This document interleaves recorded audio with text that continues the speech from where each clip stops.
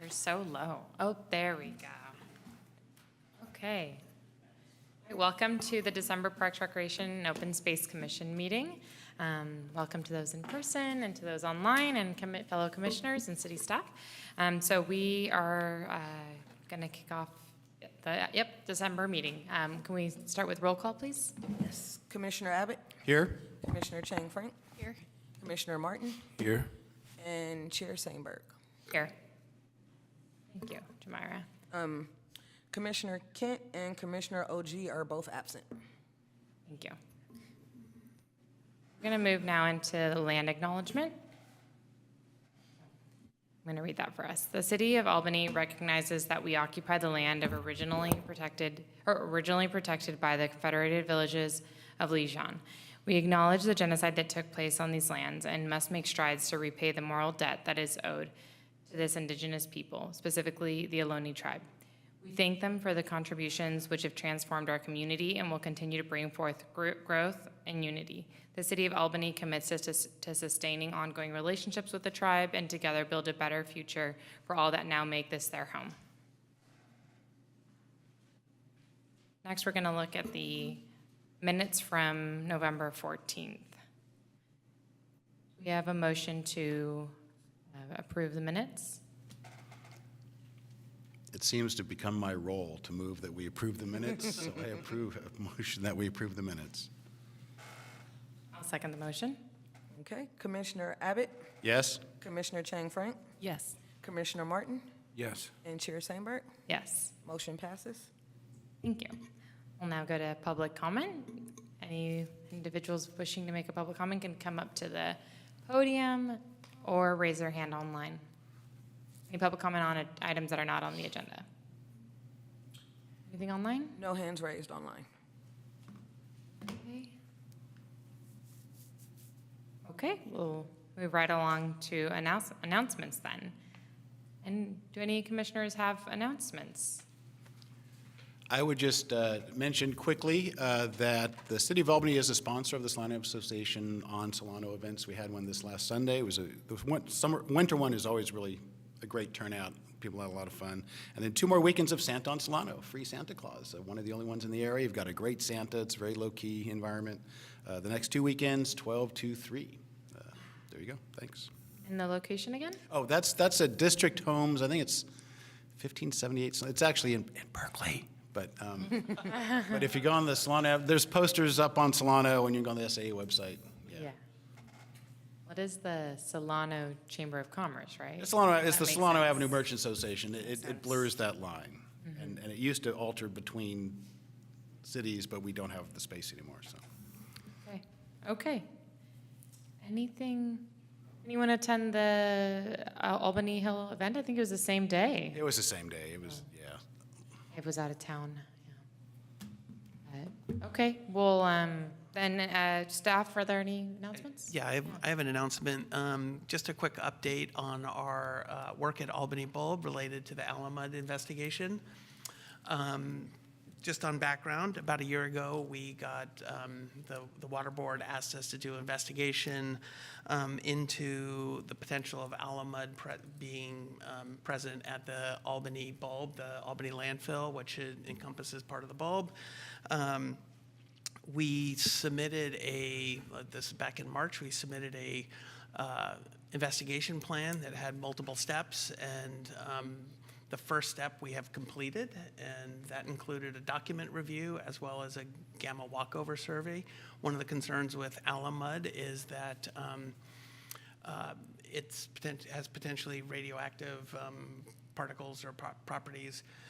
So we wanted to get a sense of whether it was there or not. So we've completed the first step of the investigation that included a document review. So we looked at all the historical documents, and then we also did what's called a gamma walkover survey. And this detects radiologic activity. We surveyed 100% of the accessible land. There's a lot of areas that are not accessible through slopes and so forth, but where we could get, we surveyed. Good news is that the readings came back consistent with what would be expected on a, construction debris landfill. So that was encouraging. We did, however, find a handful of spots that we're going to investigate a little further. So we're in the process of developing a sampling plan that will include excavation and soil sampling at 3 locations, and then more radiological surveys at 7 other sites. All of our results are posted on our website, and let me see if I can do that. I share, here we go. So on our website, we have Albany Bulb, and so we have, let me scroll down here. A summary of all the activities going on, as well as posting of all of press, the reports, plus any sort of press reports related to the bulb. And so there's been a couple as we've done various phases. And I encourage anyone to read through the documents.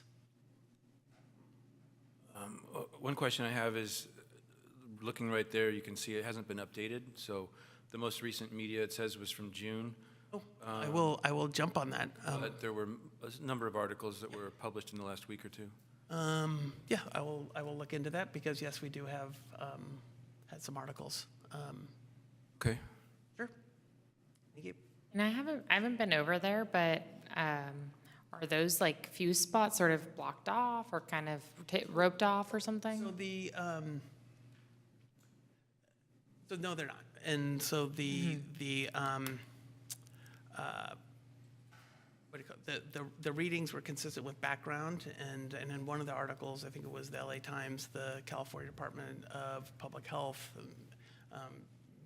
viewed this as low risk, and the measurements we took just weren't at the detail that we could make any.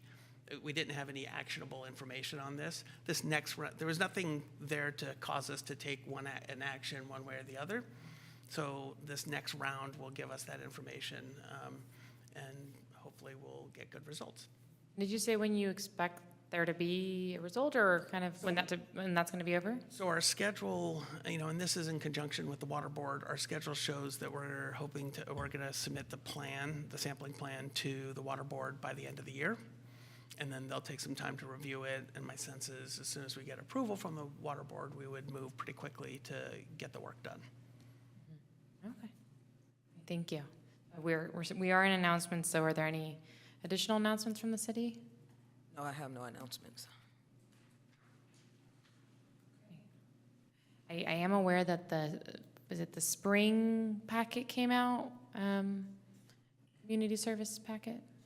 The activity guide, Yeah, the activity guide? is that your fall or winter? Winter, spring activity spring, guide yeah. did come out. So just for public or anyone listening to this later. They'll be talking more Oh. about all of that in just a second. I guess one other, could you update people on the play fields, the turf, like when things are closed and open for the season? Sure. We're in our winter maintenance mode for the fields. They've been closed since beginning of November, the week of November 4th. That's when we did a overseeding, aeration, and mulch or compost application. And so we let the fields rest through December and January. We're hoping to open them at the end of January for baseball tryouts, I guess. And that depends on weather, obviously. Thank you. So we'll move now into our first presentation. This presentation is on Fair Play and Community Sports, on the Fair Play and Community Sports Act. And Joy White, Recreation Supervisor with the city, is going to do this presentation for us. Thanks, Joy.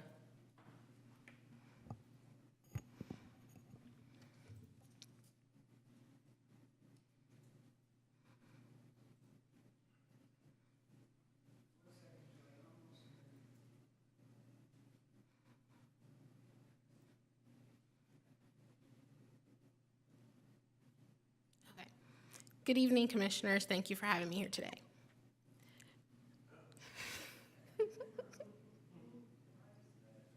Well, now that's interesting.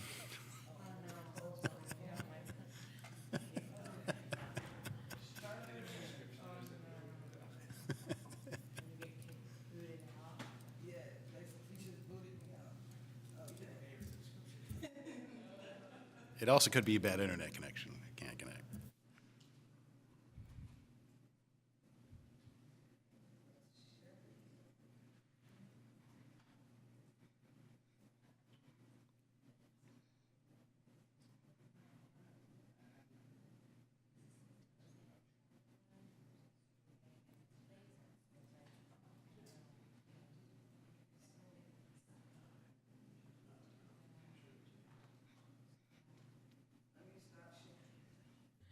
Let me connect this 1 second. I was already signed in, I don't know.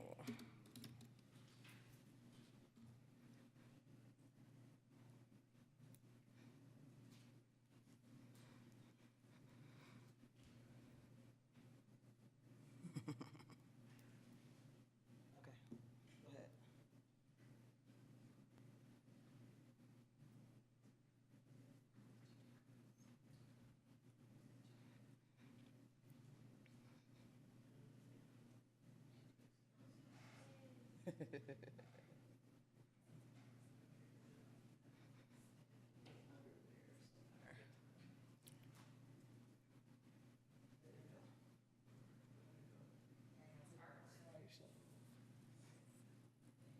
There we go.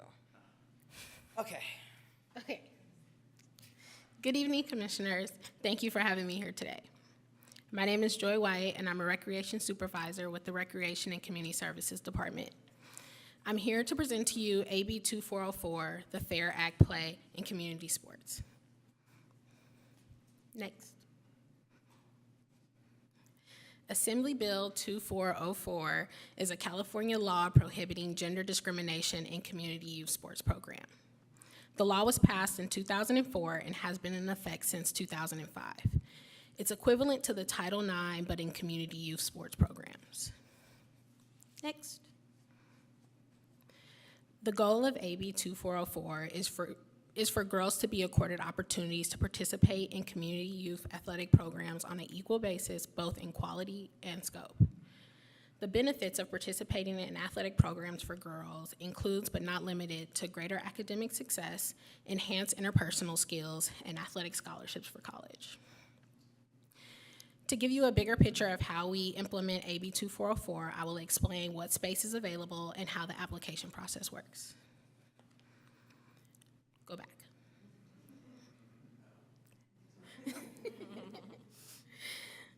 In the city of Albany, there are 2 sports fields that can be reserved for sports, but not limited to soccer, baseball, softball, and ultimate frisbee. Memorial Field is adjacent to the high school. It's a locked gate, and there's no lights. Ocean View is located at Ocean View Park, and it's open to the public and has lights available until 10 p.m. with reservations.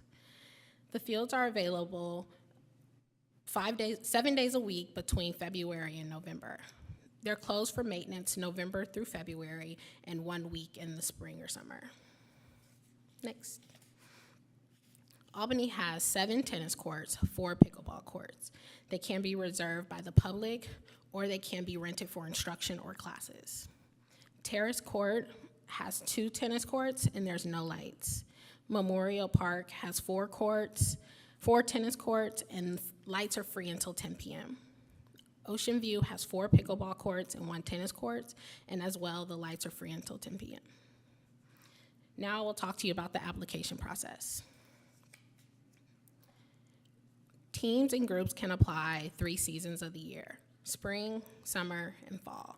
The application is online, and we accept applications per season. The applications start in November for the spring, March for the summer, and July for the fall. They're time-stamped when we receive them. Within this application process, there's the AB 2404 questionnaire that they complete, and this application helps us gather the data. Teams self-report the numbers of boys and girls in their organization. When it comes to scheduling the fields out, there's a priority use. That's determined by the master fee schedule on page 20, and girls' teams receive priority to help balance out the field usage.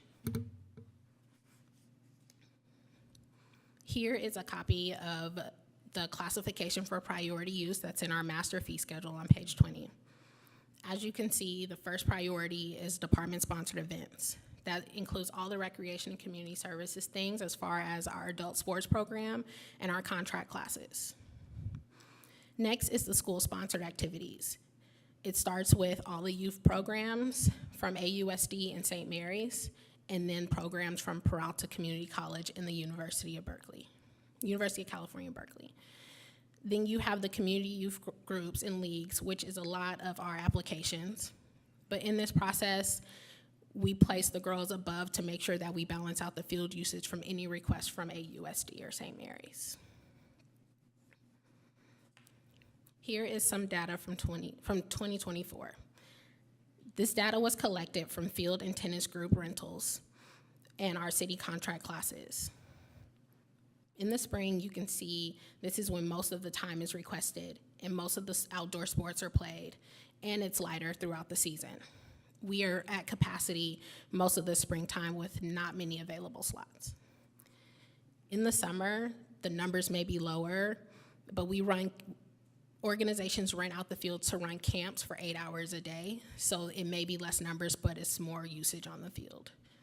And in the fall, with the season change and it getting dark sooner, we lose some teams renting the field because Memorial also doesn't have lights. Here's a list of the organizations that work with us. Keep in mind that during the school year, AUSD also uses Memorial and Ocean View for Albany High School and Ocean View Elementary to host any athletic stuff and their PE classes. And are there any questions? Yes. Did you have one, Julia? Yeah, the slide with the numbers, was that hours or just or numbers? It's the number of boys and girls. Okay. Do we want to take, have the data slide up? Yeah, that's helpful. You have totals? So yes, so the totals are inside the color blocks. That's for each season. Each season for boys and girls. So the darker orange color is for the boys and the green is for the girls per season. And are those like kid hours, like the same child would be counted more than once if it's reserved for additional? So it's based on the organization and how many they use our fields for that come through on a day-to-day basis. Okay. Another question I had is the makeup is self-reported. I mean, is there any suspicion that people are putting more girls in their team so they have a higher priority? It seems like there's a opportunity for that, or is there any way to follow up with that? I don't see that they're not reporting correctly. Most of the teams that are girls teams, their title says girls, yeah. People involved in kids, youth sports, so Yeah. probably, but.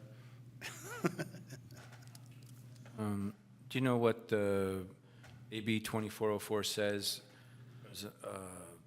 Target goals, or what happens if you don't meet the goals? Because there's clearly more boys that use the spaces than girls last year.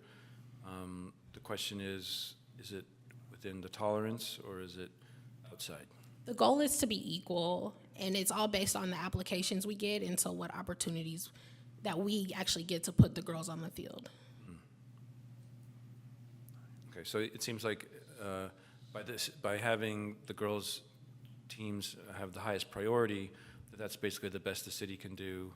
That if the city's approving all the girls' groups, then you can't have more girls than that. Is that the idea? Exactly. I have a question. I'm wondering if there was any analysis done on previous years compared to this year, 2024? Not at the moment, but it could be done. We do have the data from last year for sure. Yeah, and I know that Liam produced a report a while ago that had other types of ways to look at the way we have accommodated girls versus boys sports. So that might be helpful for us in just like thinking about how we could encourage programming that's more attractive to girls. Okay, definitely something we can look into. Okay. Along those lines, about what percentage of the kids in these numbers would you estimate are from the city's own programming, that the city has the most direct control over, versus outside groups applying for space? So as far as the city programs go, there are contract classes, and it can vary because they're open to both boys and girls. We don't have a class that's targeted just for girls at the moment.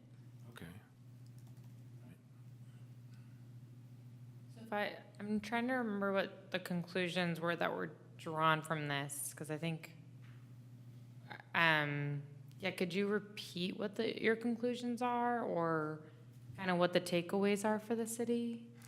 So the conclusion is just that we definitely offer the space for girls to be on the field. We get more applicants for boys and not as many for girls, but we prioritize the girls. And it just shows in our summer numbers that they're participating more in the summer than any other time, or at least out compared to the boys. Okay, it's a little confusing for me, but I'll wrap my mind around it. So is this manner of looking at data, is this the official, as far as the act is concerned, the Fair Play Act, or is there some official rubric we're supposed to use, or is this it? I might be, I just don't know. So no, there's no official. There was no rubric. official, okay. Seems like there's many different ways you could. There's no teeth in the AB 2404. There's no penalty or no incentives to have equal participation. Nope, it's just to make sure that it's equal with what you get. Okay, so And providing them the opportunity to be on the field and not denying, or any sports activity. it sounds like the city feels like it's doing what it can by prioritizing girls who apply, girls teams who apply. Yes. I just have a question about what kinds of teams are represented by the different seasons. Do you mind going back to that teams that might be helpful to consider? Toward the end. Okay, so Albany Unified is included in that number for all these numbers, or no? So Albany Unified's baseball team and tennis teams are included in the numbers. Okay, they're baseball, okay. Do they have a softball team? They do, but they don't use our field. So they're not included in our numbers specifically. But it looks like in terms of outside groups, it's Little League, Wildcats, those are both baseball, right? Mm-hmm. Baseball, softball, soccer, Cyclone soccer? Yeah, Cyclones is baseball. Soccer, lacrosse, okay. And then, what's East Bay Oaks, do you know? They're a girls' baseball team. Okay, and then what's Ultimate is Ultimate Frisbee? Yes. And then St. Mary's College High School's tennis, is that It's right? their tennis and their softball team. Okay. I think I know, I'll form this in a question. I know where my confusion's coming from, and that's a reflection of how removed I am from youth sports, I think, but that these teams already have a gender to them. Mm-hmm. And that's like, then you have the hours that team reserves, so therefore that's how you create the chart, but that didn't register, so that's correct, then I understand now. Yes. Yeah, okay. It's kind of unrelated, but you mentioned on a number of occasions that programming is limited here and there because there's no lights. Is that something, for example, at Memorial Park, is that something, especially now, it gets dark at like 4 or something. I guess the fields are closed anyway in the winter, but it can get dark pretty early. Do you know if there's been any discussions on putting lights at Memorial Park Field to activate it for more hours? No, I do not know if that's been a discussion. So we can go to public comment now.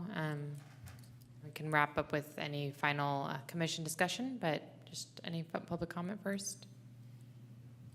In person on this agenda item?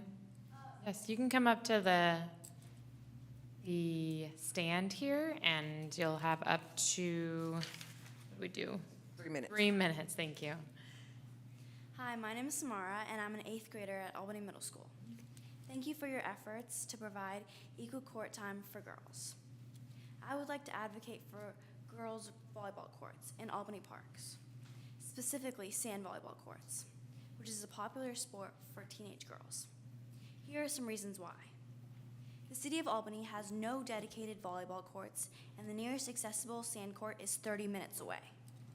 With no courts in Albany, it's difficult to get independent volleyball practice.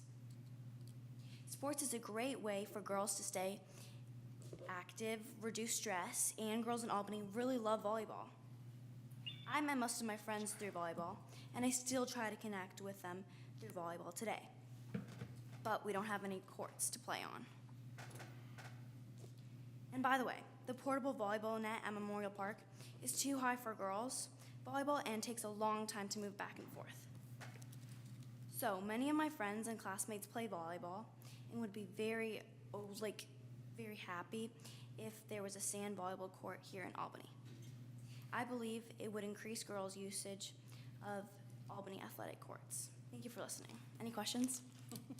Thank you so much for your comment. Thank you. It's not any questions. I actually did have one question. When you said the net's too high, I'm not aware of, is there like a standard boys' height and a girls' height, or youth or age group height? Yeah, so for girls and like women's, it's a certain height, and then men's net is like a few inches higher, and it actually makes like a big difference when you play. So I'm pretty sure, because I've played volleyball and I've been in like a lot of situations where I see like the nets, and it seems a lot higher. And it takes a long time to move back and forth because it's very heavy. Thank you. Thank you. Thank you very much. Any additional public comment? We have, okay, one more.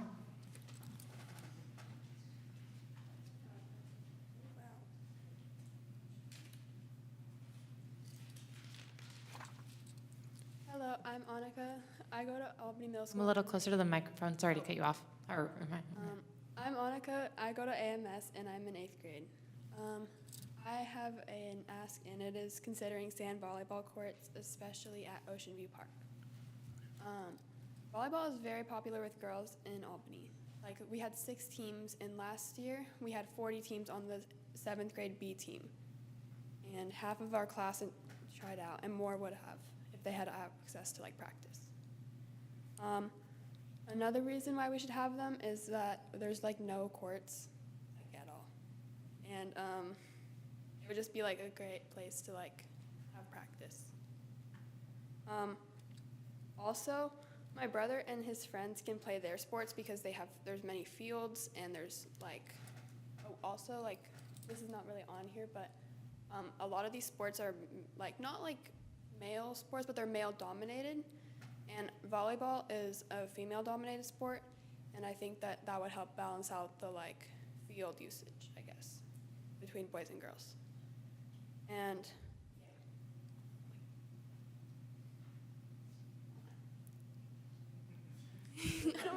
You know we can see you, right? Still have time. I'm like, I don't have anything. Nothing. Yeah, that's kind of it. You know, I have a question for her as well. Some of us had questions, if you could stay We for might have just a questions for you. Oh, yeah, any questions? if I may, how many courts do you think would be, I mean, maybe as many as possible, but how many do you think would be the minimum that would serve the, and you can talk to your I friends. think that 2 would be a good number, but it also depends on the space. Right, sure, it depends, but if we needed to find space, what are we looking for? So you think 2 would be Yeah, maybe adequate? 2 to 4. Yeah. Yeah, that sounds good. Okay, great, thank you. Related to that, can you repeat more slowly how many teams you said are at Albany Middle School, and what is that like? Give us a picture of that. Well, every year there is 6 teams. There's 2 teams for 6th grade, 2 teams for 7th grade, and 2 teams for 8th grade. And this year they had to cut like the team like almost in half, because last year there was like 40 people on a team, and there's supposed to be like 12. So 2 per grade, and each is female? All are women? Yeah, I mean, we have a boys team, but that was just started like recently. I think you're saying there's at least 12 times 2, like 24 in each grade level? Is that what you're saying? If there's 12 on a team and there's 2 teams for each grade level? Yeah. But this year, there was 70 girls at tryouts, just for 8th grade. It was 70 for 8th grade. Yeah. She said they had to cut the team in half because it was too many Yeah, people, yeah. so. And do you have, just because I don't know where, like, what's accessible to your school and what you can kind of walk to or get to, but where would you want to see a volleyball court? I mean, I know that there's like a kind of plot of land at Ocean View Park, like kind of behind, like sort of the redwood trees in the tennis courts. Right. Yeah. Okay. Okay. Thank you. Thank you. Oh, okay. Thanks for your comment. Are there any comments online? No hands raised online. Okay, that concludes our public comment. Thank you again. And so we can just wrap up with any final discussion from the commission? Well, I guess one question back to the city is, we heard support for sand volleyball in the community, and I think that could be fantastic, but I just want to hear from the city, would those, like, if those, unless it's reserved, the city wouldn't know people are there and wouldn't know if it's boys or girls, or, like, that wouldn't actually affect the numbers for this particular AB 2404, right? Or would it? No, the numbers that wouldn't be included in AB 2404 would be as if we had a contract class specifically for volleyball or a group specifically rented out longer periods of time through us. Club sports, or regional, okay, so So if someone just goes out and plays or they make their own reservation online, those numbers wouldn't you be wouldn't included. know that. It still could greatly help the community, it just wouldn't necessarily show up in these numbers. Okay, thank you. Well, I would think that the high school teams they're talking about probably would reserve them, probably might. on a schedule for the season. Yeah, I would say that there's actually we have a pretty good group of volleyball coaches in Albany. So we have, and I know they've been expanding volleyball actually. So they added boys volleyball both to the middle school and to the high school. And I think the former varsity coach started Albany Berkeley volleyball and rented space at the University Village, which recently is no longer available. I don't know if you all know about this, but I just saw that it's not available for public rental, University Village Gym, which makes it even more scarce of gym's even more scarce of a resource. So, yeah, so I think there's opportunities for there to be like teams that would actually want to use the space because there's no other space. In sand volleyball, there's no other sand volleyball courts. I think the nearest one's in Alameda on the beach. So, yeah.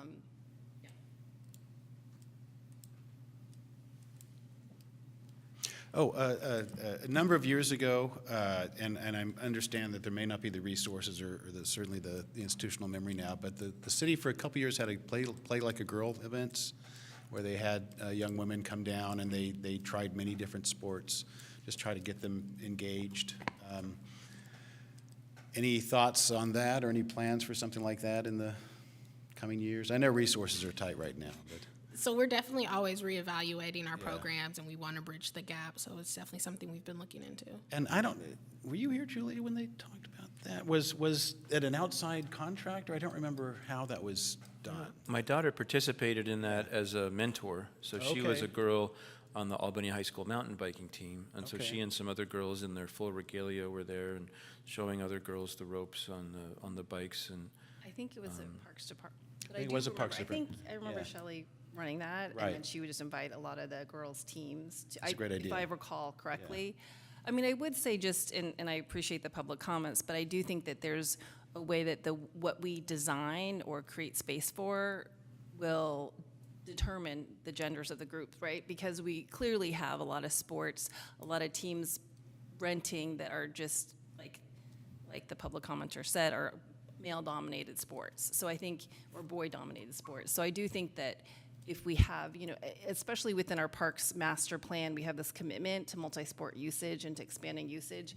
I know Mark's former proposal to have that space be a sand volleyball court, I think would be great.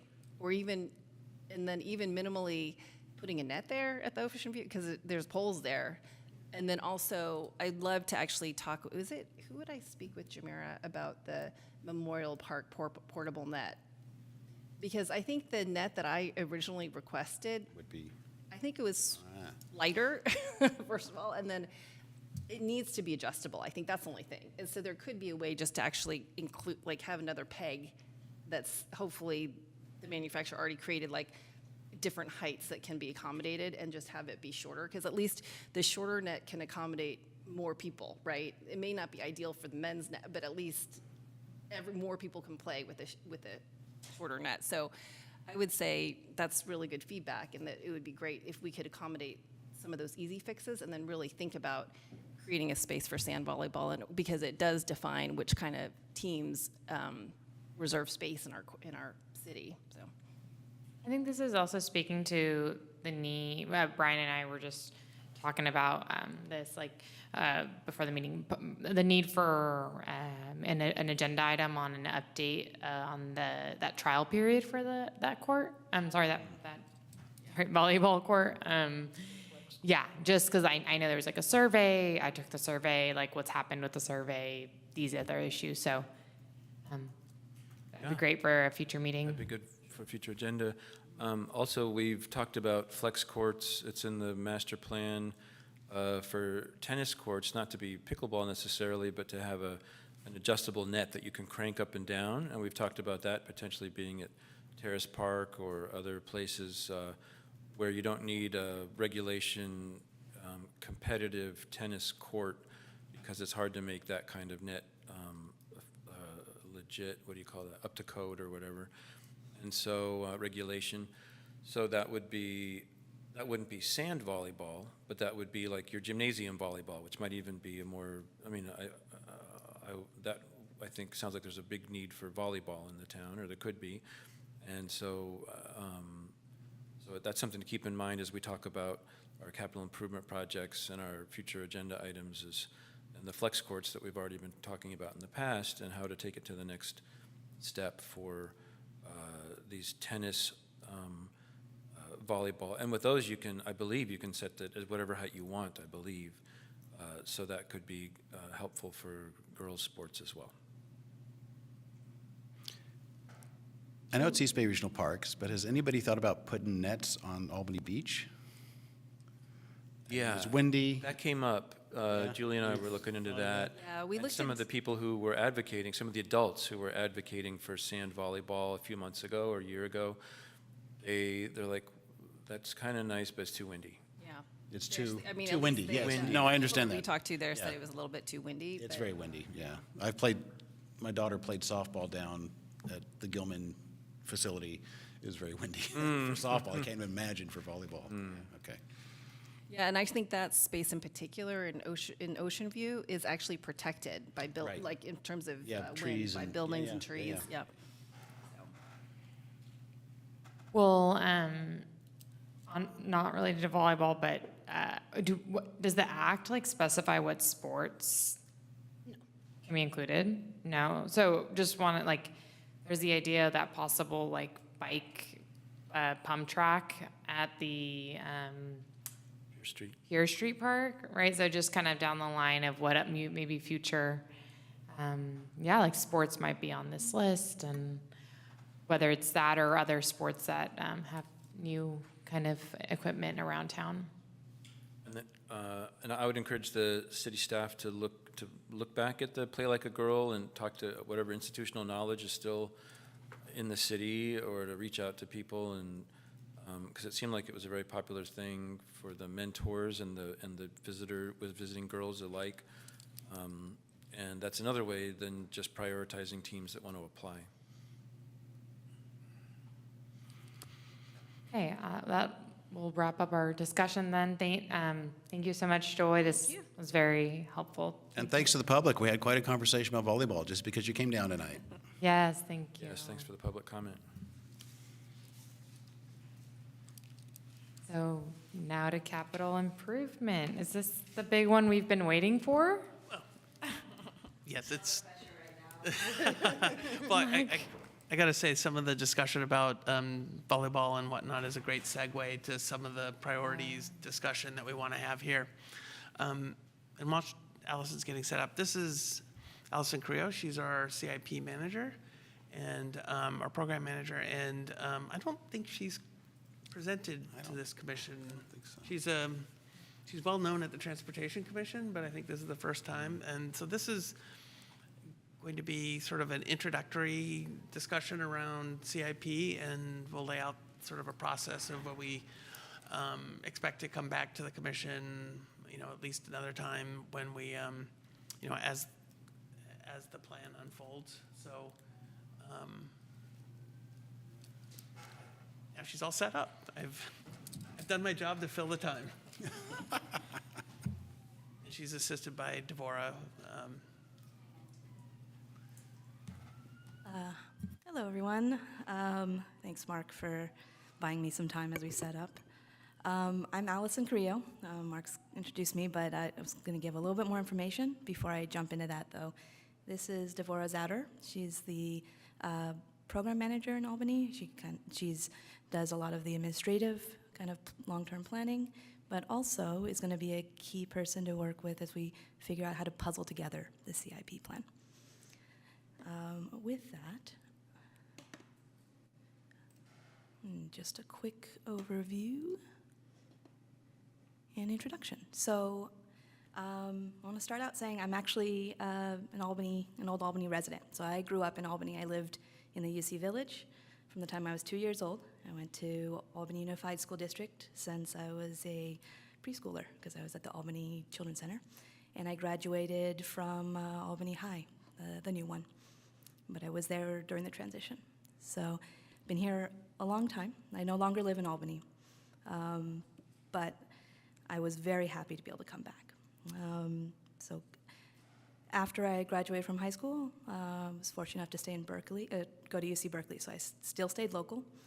I live in the area, but I was working in San Francisco. And working in San Francisco was a great place to develop, but ultimately I really wanted to find myself back here. So in 2015, I applied and missed it by one day. And then in 2020, with the start of the pandemic, I put in my resignation and joined us. It was literally the day before everything shut down. So it's been a wild ride. I was really happy to hear all the women's sports discussion. I was also a high school, early college athlete. So I'm excited to be able to be a part of this program and really dig into parks and open space. With that, I'm going to talk big picture first. So there's a big sign here. We are here. We're kicking this off. We're trying to determine what our needs are, what our goals are, and then identify priorities. Mark kind of started with that. And so there's a lot of needs. There's a lot of wants. I hear tonight we already heard a few. And we need to make sure that we're kind of taking into account everything before trying to puzzle together this CIP. Make sure that we're choosing the right projects, that we are being measured and systematic in how we decide. With that, there's a little humor here, I'm going to talk about a little bit just to give a framework for how to think about the CIP. It helps me out. This is supposed to be my house, and I'm going to talk about why my house is a little like a CIP program. So dinner at my house, one or the other of us, my husband or I, will say, we need a new gate. I'm tired of walking around. We need access on this side of the house. We have some parents moving in, a new baby coming. It's time to build some more. Maybe we need a new house, ADU, or just, maybe some rental space. There's a new roof coming. When was the last time we replaced the furnace? Our bills are getting higher. I really, really like seeing butterflies and mushrooms growing in my yard, but we have all this lawn. Sorry, I'm gonna move a little bit, losing track of where I am. And, it's hot days. I would really like a patio. So what are those? Those are capital projects. We're just looking at them at a different scale. And so on a citywide scale, we are also looking at maintenance, planned renewals, and programmatic developments. We got assessments and evaluation. We have all these maintenance needs. I need a roof. I need a new furnace. When? How? Do they come together? Do they go separate? Do we need to electrify? Is it now the time? All of these questions exist at my house, and it exists in a program. We have enhancements. My mom needs to move in. My husband says, I really would prefer not to move in with your mom. So we need an ADU, not a bigger house. We need a new kitchen. Well, do we need a new kitchen, or do we just need a new counter? What is our actual kind of goal here, and how do we accomplish that? So with that kind of framework, I think it's a good time to talk about kind of what is a CIP plan? A CIP plan, ultimately, and this is on the right-hand side, what we're talking about is not what the project entails in its entirety. What we're saying is, when is it going to be done, and how are we going to fund it? And as our timing changes, our funding needs change. So what we need to do is make sure we understand what the project priorities are. So the project is a capital improvement project. And these are where we have our enhancements, our maintenance projects, our capital renewal, our court refreshes. So I just starting off with kind of a difference between a capital improvement project and a plan. And the reason we have the CIP plan is that we really need to understand long-term what we're looking for. So the Park Master Plan gave a vision. It gave an understanding of where people want us to go. But we need to know how to get there, and that's what the CIP plan. It gives us the difference, or the bridges between planning, budgeting, and implementation. It's a roadmap. It allows us to proactively plan for repairs and replacements and renewals. And ultimately, it's a living document. As we go through with our planning and our development of projects, we might find we missed a project. This one would have been great to have. The community really wants it ahead of these other projects. And that is something we can talk about and implement and bring in. It changes other things, and we just have to have that conversation. It's an open conversation, continual discussions. So on a linear scale, what does this look like? We have, earlier in the conversation, or earlier in this presentation, we said we are here. We're going to go to council, and then we're going to adopt the plan at some point. And there's going to be a few meetings here, another meeting there, study sessions. But also, we know what we want from the master plan, but do we know what we need?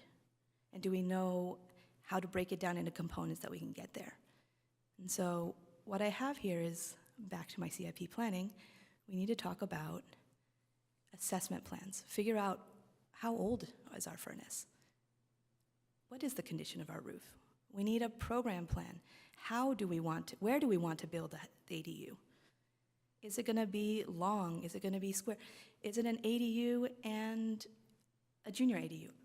We need to figure those things out and have a good plan in place before they can be a really executable project. And so some things are simple. Maybe the maintenance is simple. We need to refresh a court. We can add a little bit of enhancement at the same time. Some things need a little bit more assessment, so we can break it down into those manageable projects.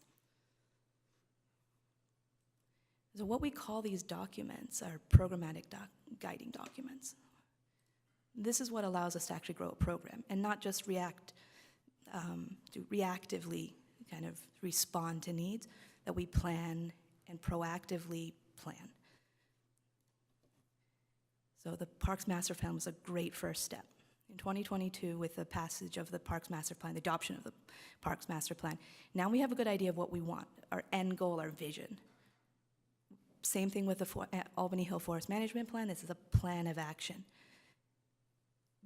Beneath that, we still need development. We need to understand, how do we get from that to reality? And that comes with management plans. Figure out how we manage our court refreshes, how we do our ball field renewals. We need assessments and inventories, understand what we actually own. And we need to figure out how to do programmatically, do enhancements. And so that might be figuring out, well, the Ohlone Greenway is a long stretch. We have a master plan that shows where things might be, but how do those connect? How do we integrate them together so they're not just individual spots, they actually work in concert and with the wider area? These are things that a programmatic enhancement plan would provide. And ultimately, in my opinion, this gives us the ability to be responsible stewards. We are here to listen to you, to the community, to previous planning documents and current needs. And the way we do that is through these documents.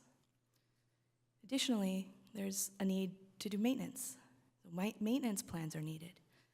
As part of this CIP update, we will be proposing a parks program. So the park program will be focused on renewals, refreshments, systematic needs, and making sure that we have a plan for how to do them at regular intervals, so we don't get behind and have deferred maintenance, to catch up and make it so that future people in our position can follow through. It doesn't rely on the 3 of us, 4 of us, 15 of us at Public Works to be able to continue that progress. So to do so, we divide up the CIP plan into 2 different types. Two different types of 2 different categories, I guess, of projects. We have core programs. This is, like I mentioned before, preservation, cyclic, annual, regular investments, reinvestments back into what we already maintain, own, and operate. And then discrete projects. These have beginnings and ends. So if we go back to kind of the house example, this would be a kitchen remodel. There is a beginning and an end. But if, my house is any example, there's no end to the sweeping. I'm gonna have to sweep forever. I'm gonna have to replace the bed sheets, these kinds of things. And we're looking at them on a small scale in a house, but really, on a citywide scale, the same exists. We have maintenance, we have repairs, and we have improvements, enhancements. So, into capital project development. So I think this is where the excitement comes, is how do we get a project on there? What do we want?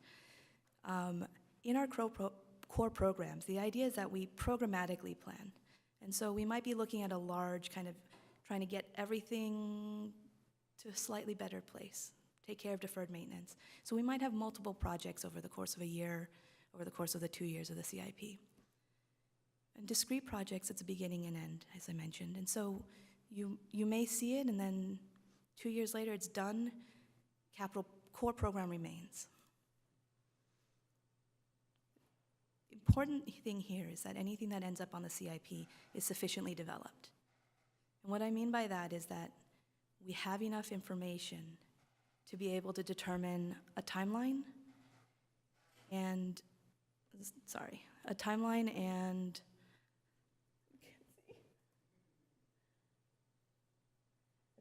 timeline and general budget, so budget estimate. Not necessarily to the dollar what we're looking for, but a rough order of magnitude. And that comes with knowing, are we doing a court refresh or a brand new court? That kind of difference. Sometimes we find that our wants and our desires and our goals are so large we need to separate them out. We need to make them smaller. Not the goals themselves, but the steps to get there. And that's where we come with phased delivery. So we have a parks master plan, and now we're going to build the programmatic documents to bring us there. So returning back to kind of the familiar side, how does that look? How does it look to build from parks master plan, build the guiding documents, and then deliver? Well, one of the things I really want to stress is that there is public engagement, outreach, listening to the community during all stages. It's not just during the CIP plan. It's also during the guiding document review and during project delivery. The guiding documents then provide a separate lens to our project delivery. So we reference it in development of the CIP plan. We also reference it in delivery of projects. And what I really like about guiding documents is that often when we're talking about a single project, you get, well, this project needs to be this way, and you get a lot of input from people that are very into this particular project, which is great. But what guiding documents do is they take a different slice through engagement. What it means is, instead of looking at a style of project, a court, or a ball field. We look at, well, how do we maintain across these different assets? Or how do we engage with people who are looking at kind of longer term, shorter term? It allows us to see all the kind of variety of people's interests through these guiding documents. So, back to CIP planning at my house. Sorry. Press too quick. So one of the things about CIP planning at my house is we talk about prioritization. We know there's a budget. We know there's funding. But we talk about prioritization. What that means is the kitchen is needed. The roof is needed. The court is desired. And these, we prioritize based on that. And then we adjust kind of our funding plan to best accomplish those goals. And what that might mean is that we're going to use our personal funds to take care of a roof, but we might finance a solar system. And maybe the water heater, there's a rebate plan from the city. So let's take care of that a little bit sooner. We know we need it. Let's take care of that a little bit sooner, and we'll do it in conjunction with another project. And so that's when we take your prioritizations tonight and take it back to kind of talk through with Devora, with Mark. That's a lot of this kind of conversation. What needs to happen, and what are those prioritizations?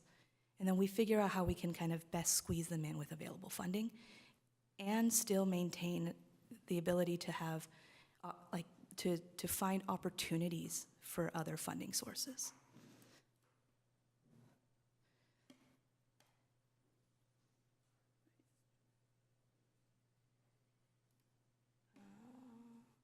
can you, a little technical difficulty here.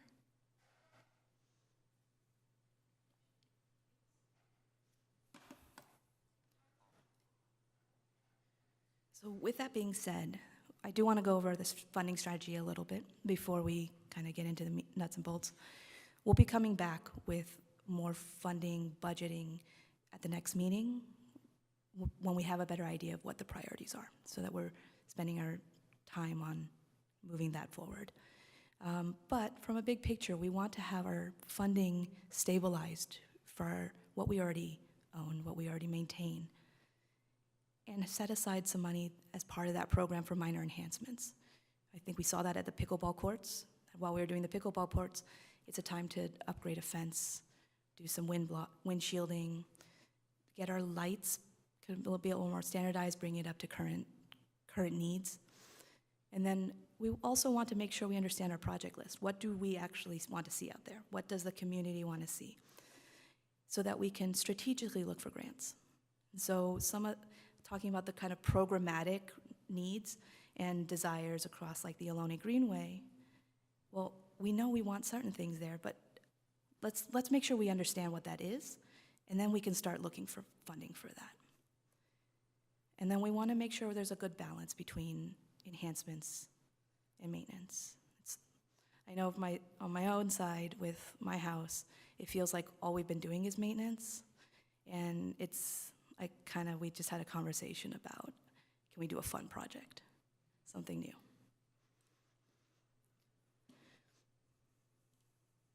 So with that, what are our next steps here in the CIP? Well, where are we at, currently? We've completed a few projects. I think Cardenesis Creek was a nice shining star, along with the permanent pickleball courts. The Albany Hill Access Improvement is close to completion, and we have a Parks Master Plan, which is allowing us to kick off our program. Ongoing projects include, I guess that was on 2 slides, because it's so close. Albany Hill Forest Management Plan and our Street Tree Management Plan. We're also continuing to work on Prop 68 projects.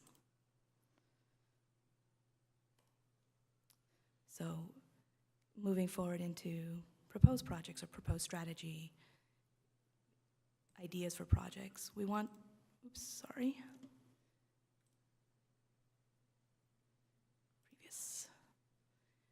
So we want to make sure that we're taking care of maintenance, renewal, refreshes in a methodical way, regularly, annually, cyclically.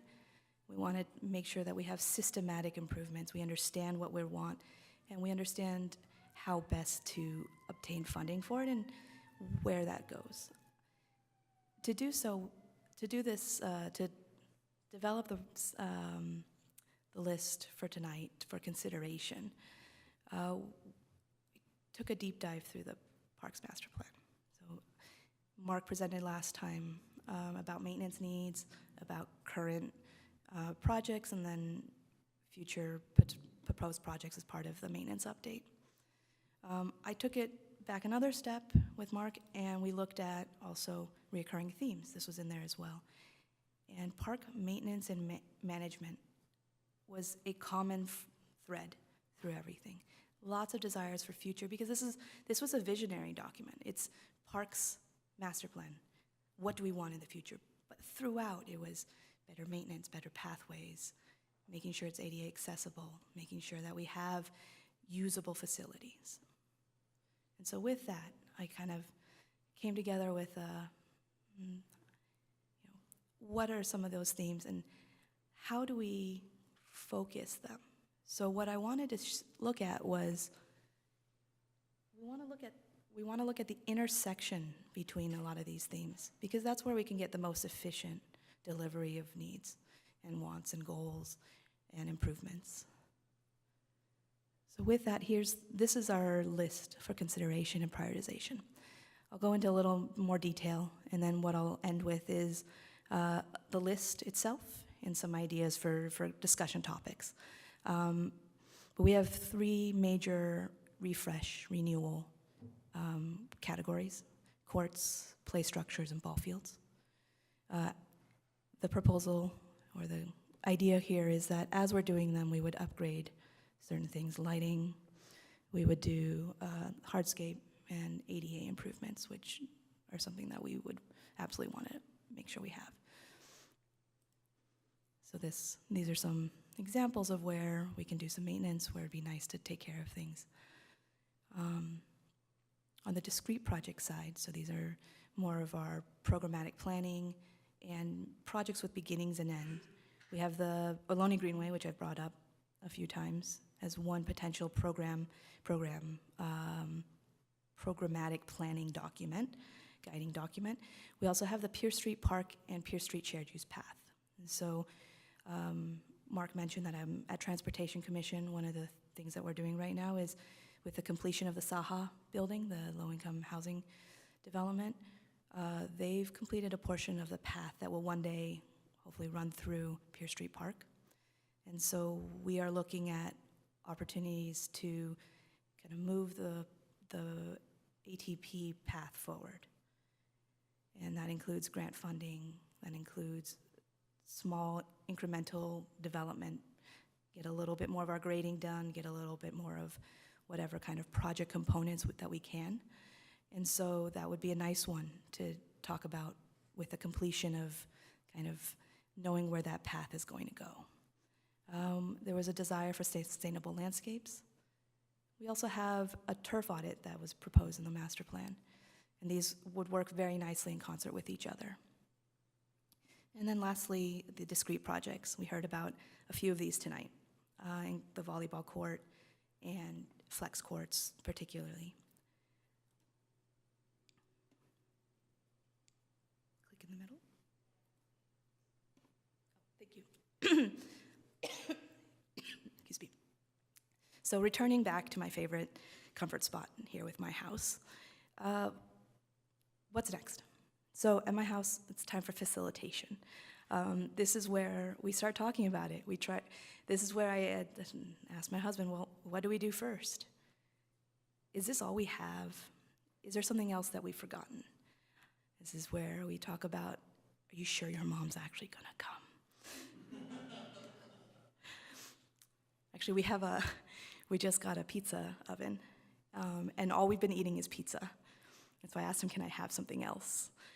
And he said, yeah, sure, and it's a flex grill. I don't know. But these kind of conversations happen at home, but they're really the same conversation I'm hoping that we're going to have here tonight. So with that, on the left-hand side, you see a project list that we've proposed. Top 6 for consideration to kind of ice break, get us starting to talk, and some goals that we're hoping to accomplish tonight. And so I open up the floor, questions, comments, anything you guys would like to talk about.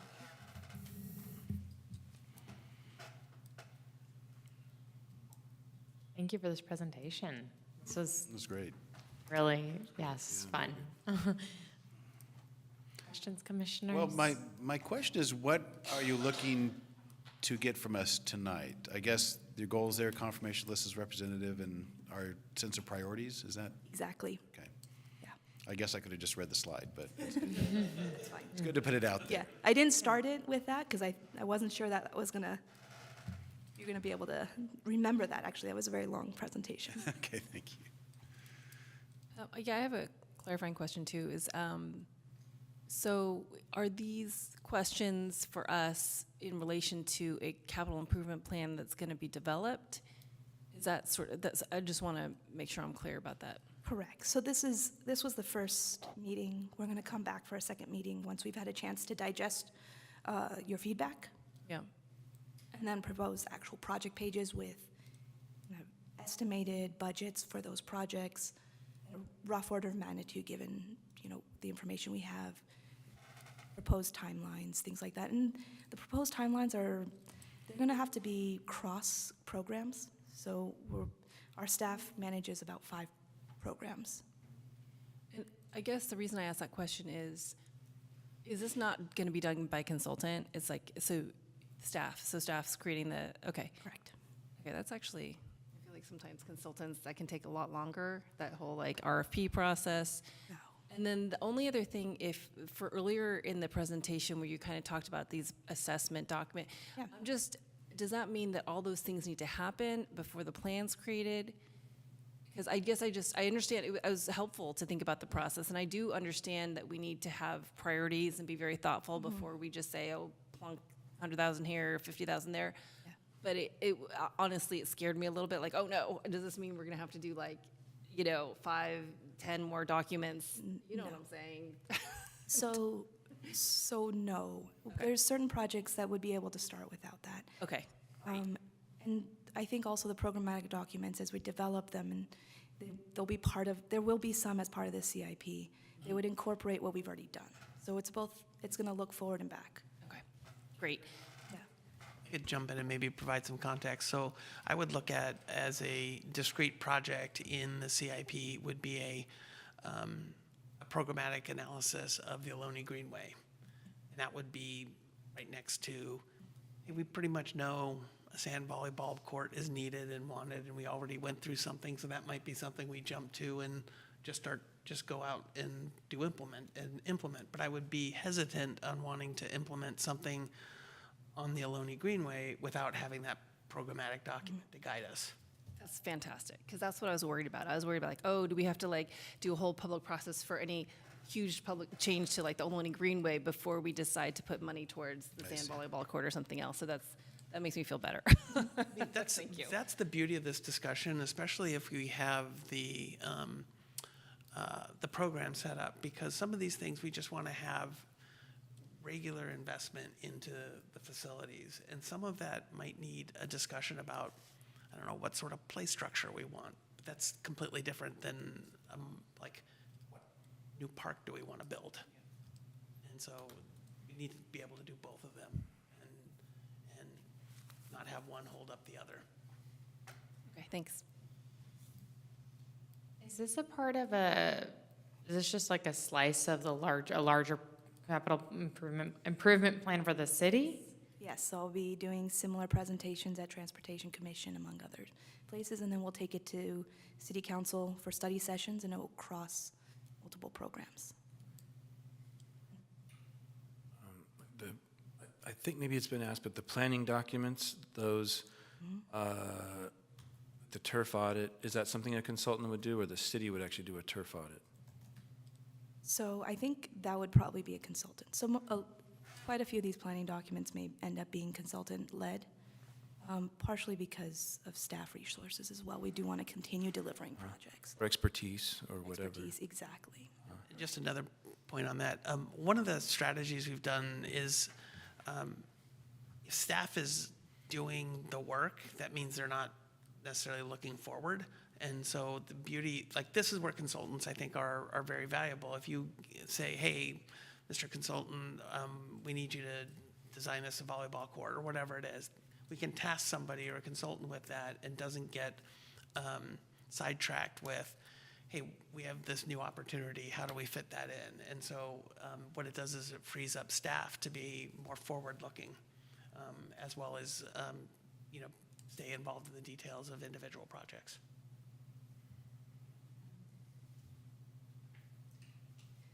Maybe we can go to any public comment and we can come back to discussion. So is there any public comment? I was gonna give it a few seconds. Yeah, do we have any Anyone yeah, raise you can their raise your hands, hand. but no hands are raised as of right now.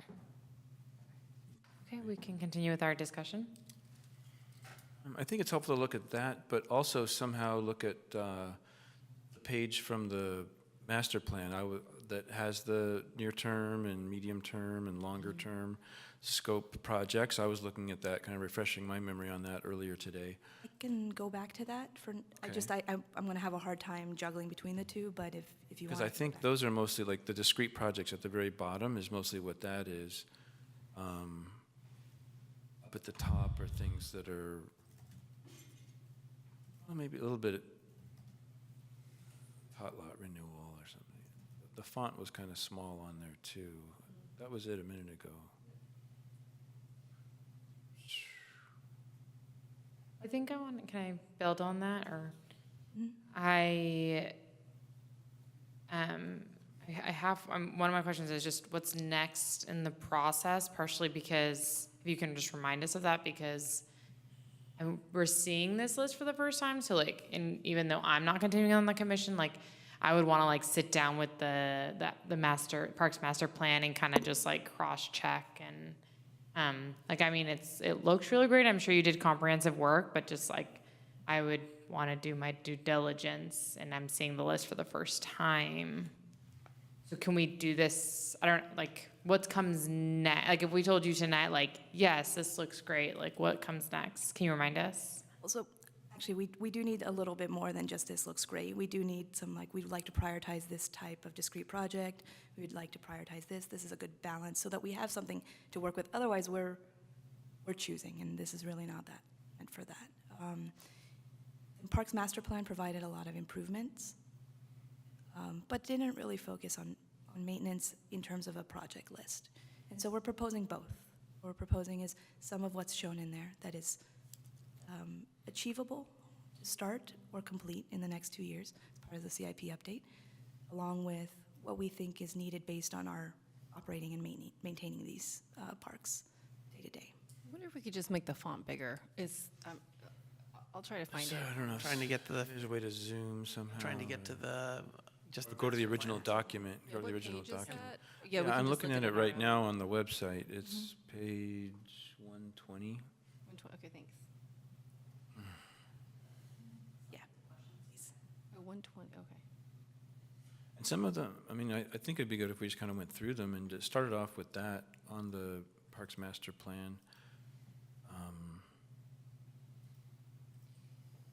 Yeah. There's a few, Just to be clear, this project list has been pulled directly from that list Great. and has been highlighted as the most actionable items and the items that are needed to then turn other priorities on that list into actionable items. so, And the core program around capital reinvestment is really focused at the master plan, one of the through messages of the master plan, and I don't know if it was a specific project, I'm trying to pull it up as well, is that the maintenance and increased maintenance of the parks. So if we tried as much as possible to link everything we're doing here back to the master plan as a foundational document. okay. I think it would be good for us to look at that I'll get there. master plan, step by step, and if you guys could say, oh yeah, that's on our list, or this item like, ties into these other things that we want to do. And That seems like a step back to me, that we have limited time and this is a curated list. Now, maybe there's something we're going to say, well, this should really be at the top of the list, but my guess is that there's a reason it's not here. So I would say, just for practicality, we look here and work from there. I agree that we should be practical, and I don't want to wait for another meeting, but I do think it's really helpful for us to get these documents in advance. And I just think that all of us would have done our homework and looked at it more carefully, or most, if we could. And so it's kind of putting us on the spot to, I'm just No, want to understand. let you all know that Yeah. we would prefer to have more time. But I also don't want to delay things, because I know once, so I hear what you're saying, Todd, and I agree after what you've said, but I think we should at least look at the foundational document and decide if there's, if you haven't looked at it, I'm staring at it right now, but if you're not, is there something on there that we think they missed, or we're wondering why they have it on there or don't? If I could add a thought, the topics here may help direct some of the conversation for today, to zoom out from the specific details of the plan to talk about, in your connection with the community, in your personal priorities for your time here, are you seeing that it would be helpful for us in our programmatic work? Are you wanting to prioritize one park? Would you prefer that we prioritize doing all work in one park at a time, or that we potentially minimize impacts to individual parks and spread out work across multiple parks? That's one question, one topic for discussion. Or if in your connection with the community, are you seeing the need for priority at a certain location first? Or is there more feedback coming, for example, about Memorial Park or amenities needed somewhere? That's kind of the, we heard and have processed the priorities that were put in place during the master plan, and this is about how do we give that some kind of order and then be able to go and match them with appropriate funding. So maybe that helps give some structure to today's discussion. Yeah, I think it does. I mean, I would say, well, I don't know if anybody else wants to say, but I think I really like the idea of stepping back and thinking very holistically about the city and what our needs are. But I also think that, like I would say, the baseball fans won't like this, but I do think there's like a lot, there's ways that we could totally rethink spaces, which would take a lot longer. So I think in terms of these near-term, mid-term projects, I'm just putting it out there, from what I've seen from volleyball specifically, is that that there is that need here in Albany. And I don't think that, honestly, I don't think Ocean View is ideal, but it's what we got. I think that's what's realistic.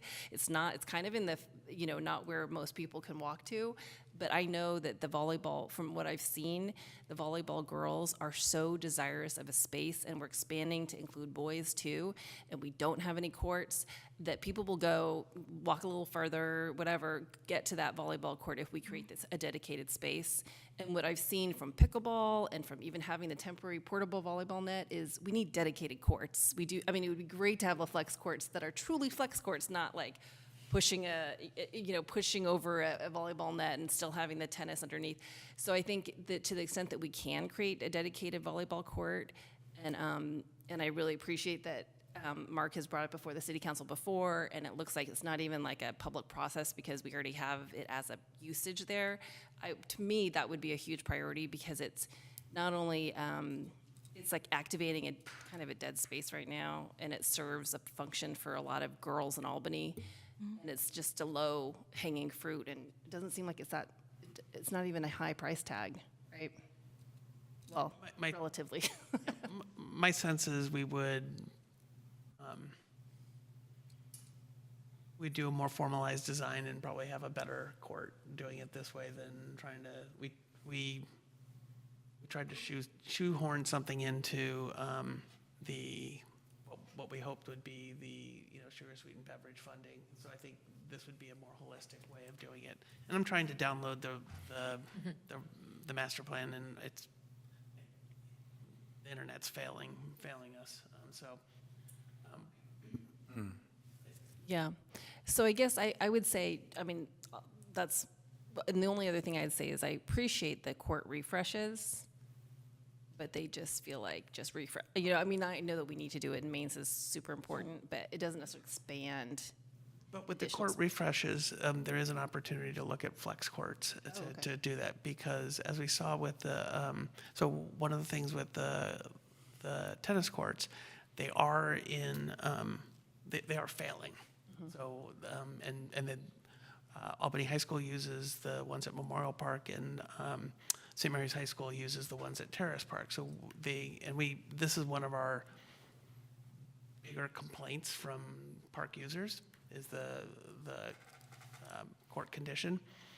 But as we saw with pickleball, fixing the underlying court is where the cost is. Putting something on top of it to provide another use, whether it's putting basketball, a basketball half court on there and putting a hoop up, and now you can play half court or something. And if there's something that would allow volleyball to be played, as well as the competitive tennis, that's the time as part of the refresh. So it's not just we're gonna replace what's out there. It's a time to, okay, we're looking at this, what can we reasonably add? Great. So you made it harder, thanks. I'll just add one comment to reiterate what Allison talked about with this kind of balance between, and she's invited you all to kind of comment on this as well, that balance of this sort of capital renewal for our programs, these maintenance activities, et cetera. And so where I get involved in a lot of this is the funding, is pulling in grant funding, is mapping out funding sources that are the most stable towards the most sort of cyclical ongoing needs.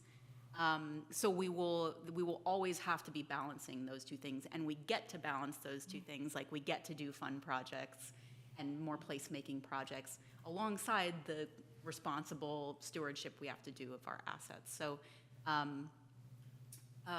there is always going to be some amount of that we have to do, and we tend to match the funding that that is the most stable that we have with those needs, because those are assets that we have a responsibility to maintain long term. But that gives us the opportunity, when we have that stability underlying this whole program, that gives us the opportunity and flexibility as more exciting projects come up, to be looking far ahead for grant programs that are appropriate, and to be able to kind of shop that around and make this kind of puzzle and more complete picture. Yeah, the other thing about that is that as we get into kind of an ongoing cycles of refreshes, it takes time and as we develop the programmatic documents that support why we do certain things,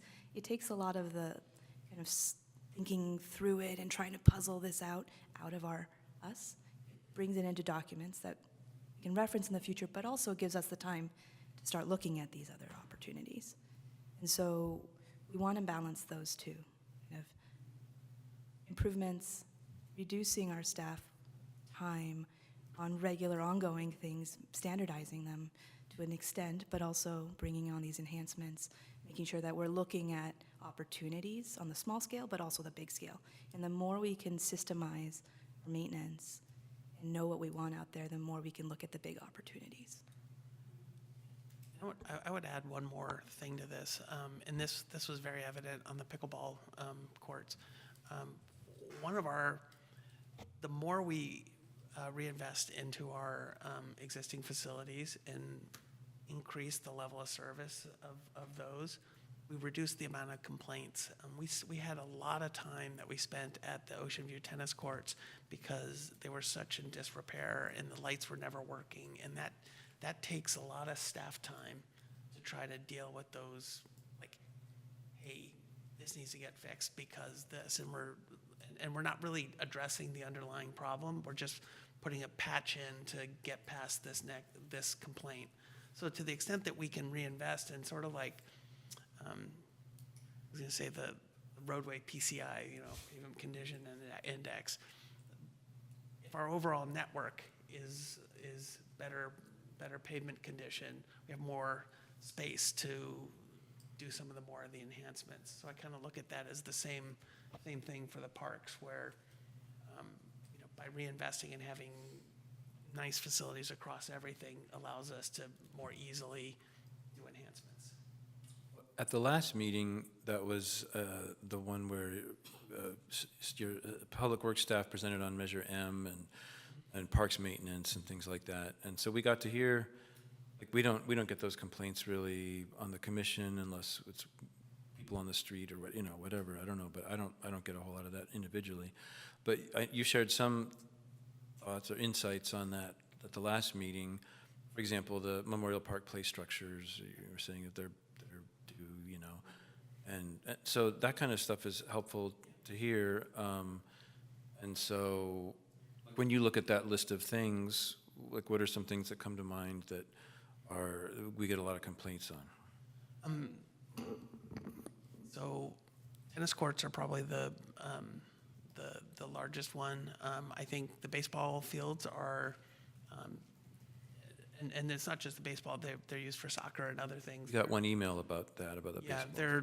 they're looking tired, and that impacts playability. My personal thing is we don't get a lot of complaints on it, but the play structures are something we need to deal with because parts are getting increasingly more difficult to get, and we don't want to be in a position where we have to actually remove a facility or do something and close something because it's unsafe and we can't get a good replacement part, and so now we're back on our heels. So I'd rather through this process, and it doesn't have to be year one, but plan out a program of this is the regular investment so that we can address some of those things that aren't critical right now, but will keep us from being in a critical point down the road. Just to lower the kind of maybe intensity of the decisions here, is that we are coming back. This is a program, so we come back every 2 years for renewal and kind of forward planning. So it's a 5-year plan with the first 2 years that we appropriate funding for, and those are the projects we first start out. But we're consistently looking forward, coming back, attending meetings here, listening, and making adjustments. So the decisions here tonight start this. They don't mean it's going to be something that's set in stone forever. And that's a really good, this goes in dovetail with we want to do more in-depth and more regular maintenance type meetings, so the commission has a more complete understanding of the challenges and things we're dealing with on a maintenance side that might feed into decisions on the capital side. So going back to that question about whether we like the idea of like just focusing on one park and doing that one and then moving on versus trying to kind of do things serially, I like the second option of doing the turf at all the parks, or doing rather than really sprucing up one and then moving on the other. We don't know how many people are going to use it in another park if you're working on it until it's better. So I like that idea. You understand what I'm saying, what the issue is?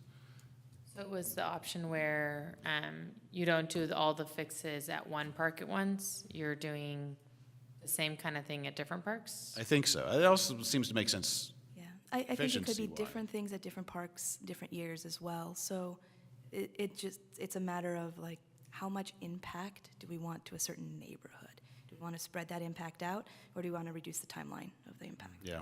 Those are really the two trade-offs. And I also see it as improvement. So you're putting improvement in different neighborhoods.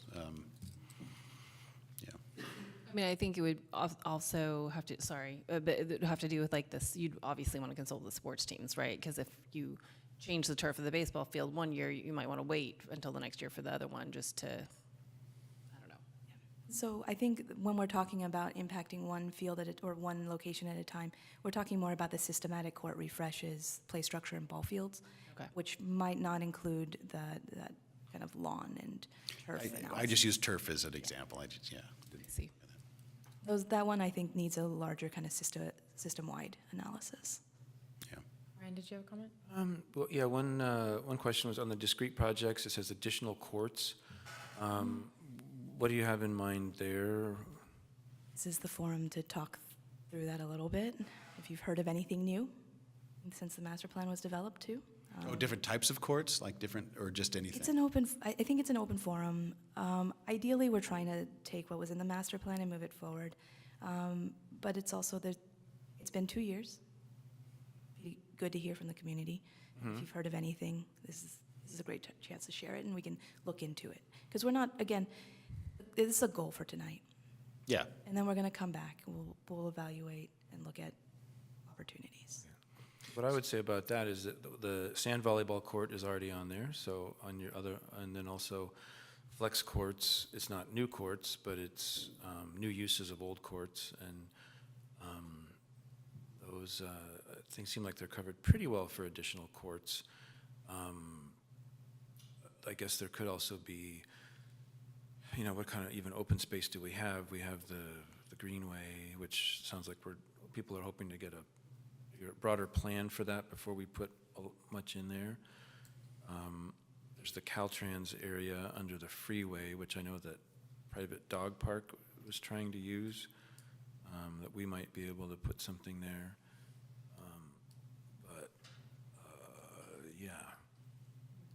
Should we be thinking about priorities as well? So let's look at their goal number one here. Confirmation of the list as representative. Do we see things on there that we don't think should be there? The discrete projects or else? Well, just the whole list. Whole list, project list. Systemic court refresh. I think we can all agree that that's. Can you tell us what's the difference? What is upper versus lower Memorial Park?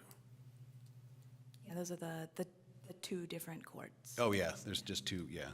Oh, this is for tennis courts? Got it.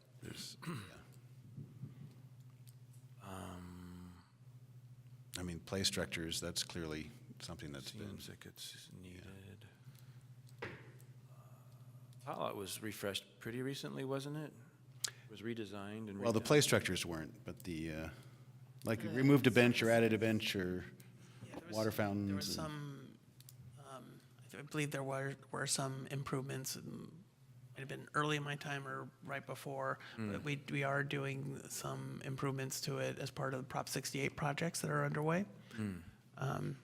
But not the play structures, right? But not the play structures, and I think that would be included in the overall refresh. And when we do a refresh of the play structures, then it's an opportunity to say what type of play structure, because as we saw in the Albany Greenway equipment, some of the things that we have available now are vastly different than what was available when this thing was put in just a few short years ago versus some of the play structures at some of the parks are 20 years old.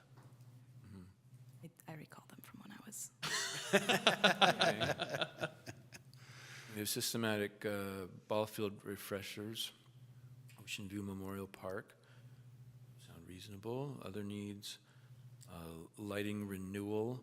Yeah, lighting renewal. Can you say more? I mean, are we talking about court lighting? Are we talking about safety lighting? This would be, as we're doing a court refresh, that we look at making sure that we kind of meet a general standard across our park, so that improves our maintenance and brings it up to this is kind of a current design level of lighting, things like that. That doesn't sound like that would include adding lights to the Terrace Park courts, right? That would be a separate. It would probably be or a discrete project, but I think just because it's a discrete project doesn't mean it doesn't get delivered at the same time. If we find opportunities, we would try to get them together as well. Yeah. So that goes into the kind of puzzle of budget and timing. Yeah. for lighting, sometimes neighbors don't like lighting, so that's, I don't know how it is in the various parks that don't have lighting right now, but It's one of the advantages of Ocean View Park is it's a long way to the houses. yes. And they still complain, but We did recently complete on the street lighting side and a guideline, citywide. I did not include the parks because it's a different kind of facility with different needs. But we have a lot of lessons learned from that and kind of understanding of lighting. And this is something that we would likely have a consultant assess with some photometrics and give us a better understanding of what we need. As we saw at the pickleball court, the lighting we had there was, the former lighting was just not great. And what we did with the pickleball lighting is it's somewhere between a recreational and a, high school level, competition level. So we're gonna design it to a standard, and with that we might be able to, we learned a lot about light trespass and so forth, and I think with LEDs you can focus things a little bit more. So that might open the door to lighting at different places, but that don't have lighting, like Terrace Park. But that would have to be studied on a individual basis and have, community outreach. But clearly where there is lighting, upgrading it to a current standard so it functions better is something we would look at. I mean, would that include using the same sort of fixtures so the parts are interchangeable? You wouldn't have to have 8 different types of filaments or bulbs, or? I'm going to take that as a no, and I'm surprised. I think as we've noticed in the street lighting side, I think with all the new standards, you actually get more things than less. So I understand. Very specific to a court. Interesting. Maybe the controller is done by Controller, the I think same- standardizing around a controller is. Well, obviously, that's what I meant. Yeah. Yeah. I was thinking the absolute light fixtures, so it would be a Interesting. little more different. Interesting. All right. Should we move to hardscape? Yeah, then we have other, Any let's see, question there? hardscape, So minor I think concrete. these other needs, these are ones that I imagined, where we imagine would go with some of these court refreshes or maybe separate small projects. Hardscape minor concrete pathways, ADA accessibility, maybe some curbs, so some of the play structures, there's little retaining curbs, 6 to 12 inch high, maybe those need to be redone, things like that. Okay. Could I make another suggestion, and you can yell at me later, Allison, but in response to like the looking for courts, I think there's some things that are pretty straightforward, like the sand volleyball court. That makes sense. It makes sense that we look at courts for, when we do refreshing of tennis courts and what can be done that doesn't degrade, high school play. But maybe there's an opportunity to take a step back, and similar to we do programming around the Greenway, we maybe look across the city of where could we fit in courts and how that would work with other uses. You think, because I think we're at a point where if we add a court, it comes out of some other use that's already around it. And so where are there opportunities where maybe we can fit something in, or what are opportunities to transition something to something else? And that might be a discrete project or a discrete analysis. I think it would probably follow the turf audit, so we know where we have turf that maybe isn't in high usage, or maybe there's other opportunities. I mean, part of me is thinking that just from the numbers that we heard today of the kids that are trying to play that one sport and just aren't able to, it was honestly shocking, just the numbers themselves of the kids that were turned away at the school, even because the school didn't have the resources, and then even the kids that are participating don't have the resources in the city to play their own sport, or practice or do a pickup game with friends. So is there a way, is there a sense that within there's the Greenway right there, I'd hate to wait. So for example, what if there's room within a block of the middle school on the Greenway to put a sand volleyball court? Is that something that would have to wait for a turf audit and a Greenway plan with consultants, and maybe in 2 years or something that would have to wait to even begin to do that? Or is that something that to be a discrete, targeted thing, and if we wanted that to be a high priority. I think it depends probably on the location a little bit. So the Greenway, part of the reason it needs programming is there's two parallel paths that kind of weave in and out. The older parallel path was the old path, and it's in poor condition. So Next to Masonic. yeah, and so taking care of that in a systematic way, whether we're getting rid of it or not, do we need other paths? Do we get from the parking on the Masonic side in? Because that's kind of what it's serving right now. Do we, how do we want to do that? That's kind of why I think we need a larger program, but it doesn't mean you can't fit things in and work around them either. So I don't think this is as closed as saying absolutely not. This is the time to talk about that and bring up ideas we can look at.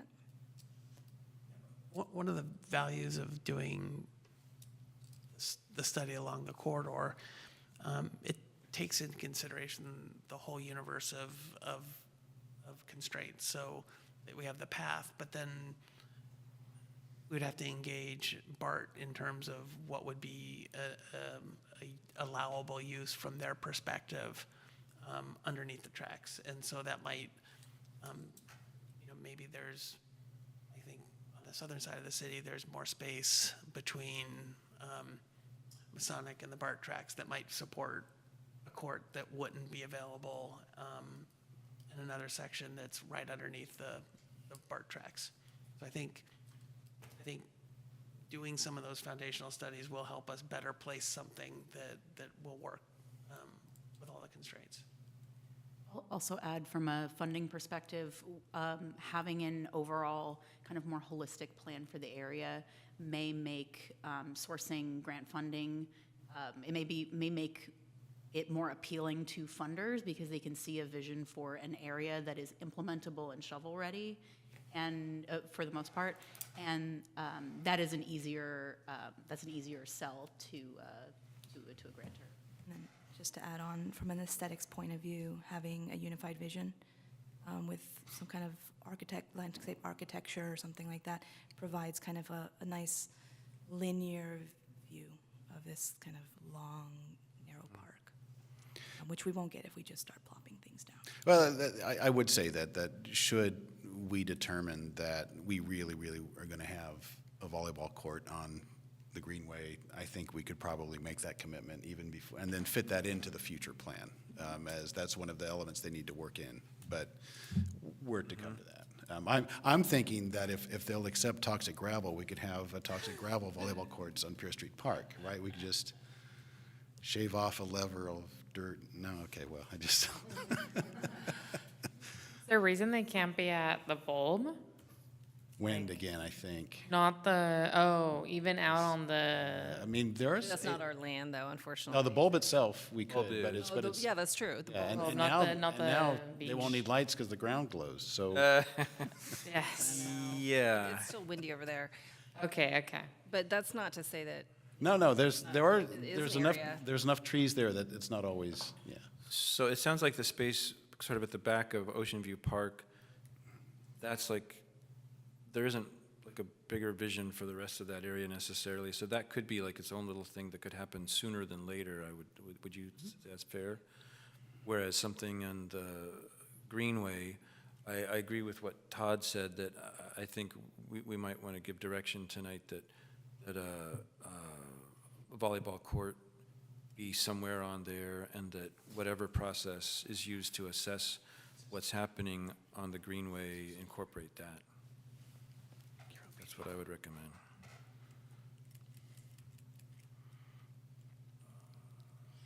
I mean, as I look at this list, I would say yes, I think this list is representative. It lists everything. I mean, I don't see additional pickleball, but it lists, I guess additional courts could be additional pickleball.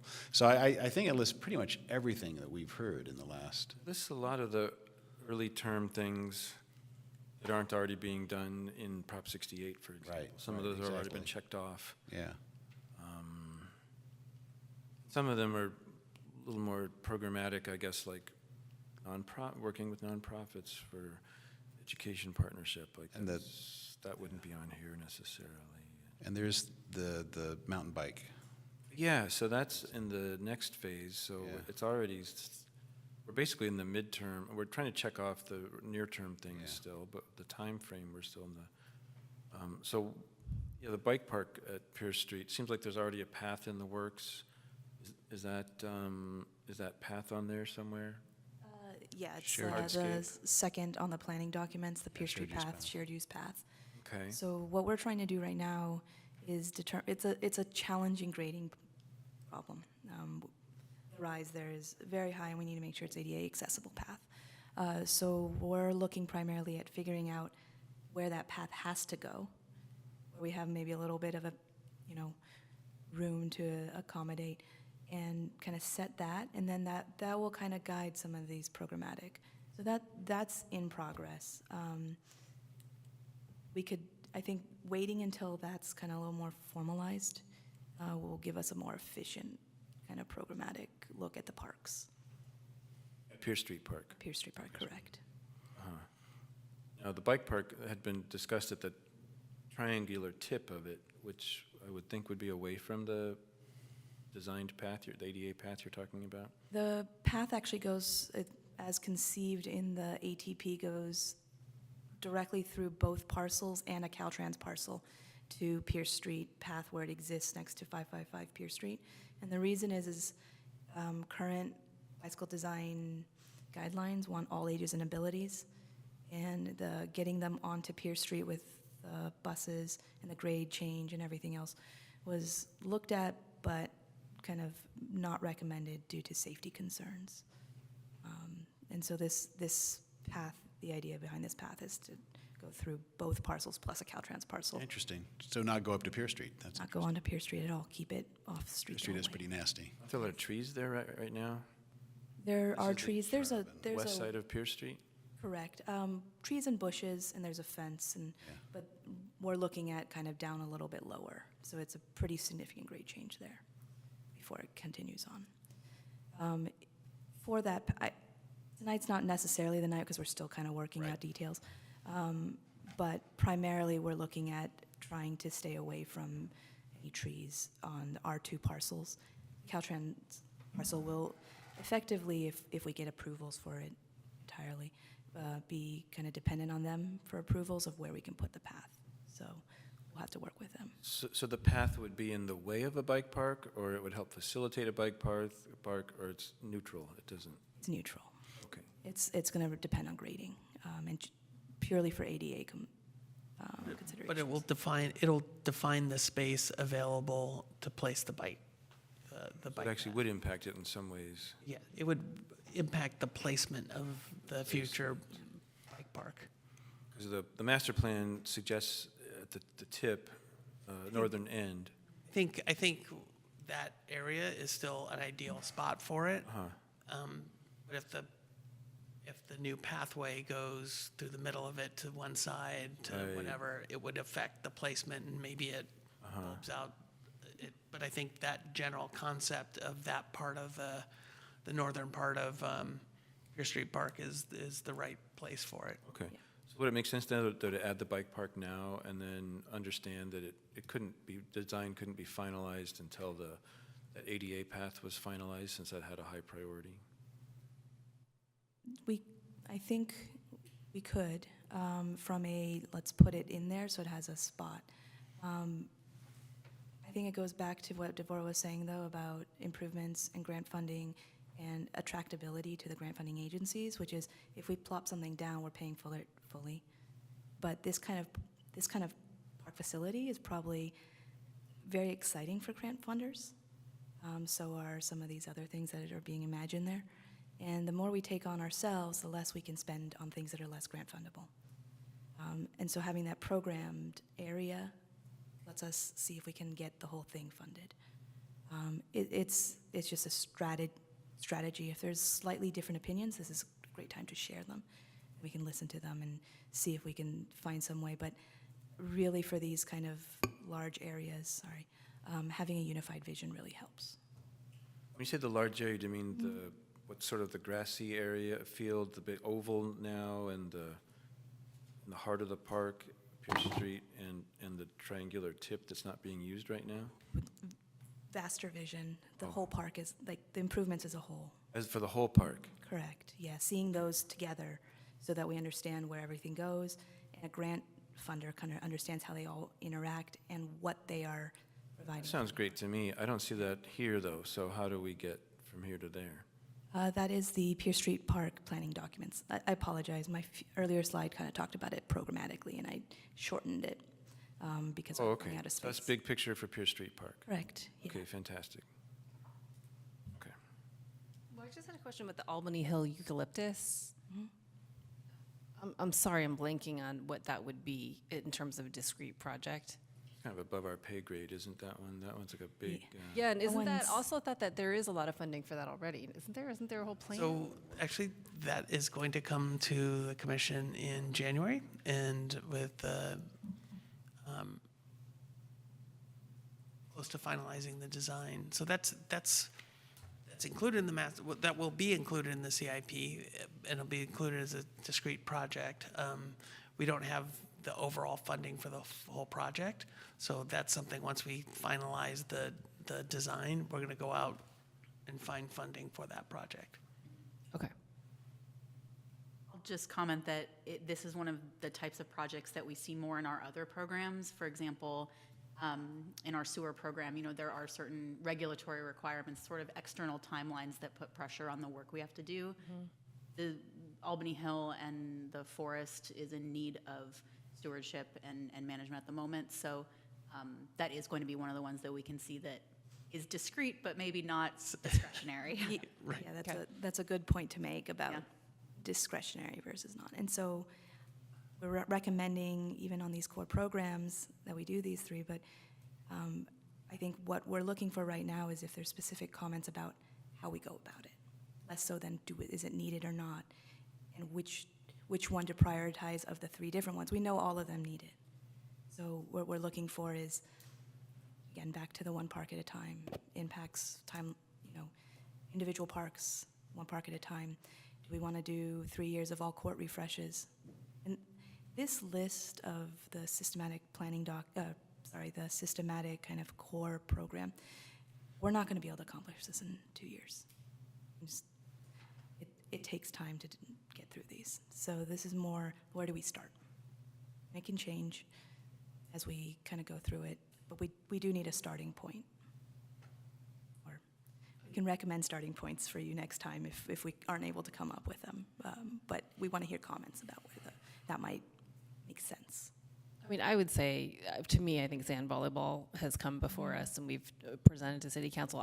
My opinion would be that would be a priority in terms of where to start, because some of these other ones just seem like they're going to either require a lot of planning or be very costly, et cetera. So that would be my opinion on that one, in terms of prioritization. Sounds good to me. Flex, are we looking at the discrete projects in particular? Are we talking about the planning documents? I would probably look at those individually if you're looking at the core program, kind of systematic ones. Provide some comments around there. Maybe separate the discrete projects and prioritize those separately, because they do have kind of different timelines and they fit together in slightly different ways. So let's start with the systematic. They're all priorities. How's that sound? I know. Let's just snap our fingers. I would say which gets complained about the most. Get- Which gets the most usage and which gets complained about the most? Right now, we're getting the most complaints for the Terrace Park tennis courts. Tennis courts. And they That are could really actually Play there. be- That could convert to one of them. could- Also be a flex court Flex thing court there. and Yes. Okay. lighting thing and, all kinds of good stuff. Well, I guess there's no lighting there now, so that would be, yeah. And how do you approach a community about the possibility of lighting? Do you do, like, if you're going to build an addition or an extra story on your house, you put story poles? That's another discussion. another That's discussion. another discussion, I think. Are you needing prioritization also within each of the systematic elements, or just of the three? I think internal to the three is probably more useful. So terrace, upper, lower, memorial for court, terrace, ocean view, memorial, because we have to do all of them at some point, and they're slightly different, so we wouldn't, I don't think it make, please correct me, Jemira or Mark, but I don't think it makes sense to just do court refreshes for 3 years and ignore the other ones. Okay, so you need the locations, Yeah. priority of locations. And if you don't have any, that is fine. If you have a guideline for what complaints, which ones do we get the most complaints about, that is a very nice one that we can then come back in with proposals on based on where we're hearing the most complaints. And play structures, I guess I need to go look at the play structures. I Yeah. mean, is it a safety issue at this point? I mean, I assume it's a safety issue, you close it. But I mean, I think it can turn into a safety issue. Yeah. I just, from my perspective, where, you know, we're waiting a good 6 months on parts for various things where they send us stuff and it's not. it doesn't fit. It doesn't fit. And at some point, we're just not going to be able to get parts. Yeah. I know Memorial Park, when we moved here in 2004 and our kids were very little, we were excited about, you know, like, wow, the play structure is really cool and looks really new and all that. Well, that's 20 years ago now. And so, yeah. I think the tot lot, I live really close to tot lot, so I see it regularly. Feels like the tot lot would be lowest on that, just because I think you can do management. Like, those babies are playing with the toys that are there, not the structure. So I think you could almost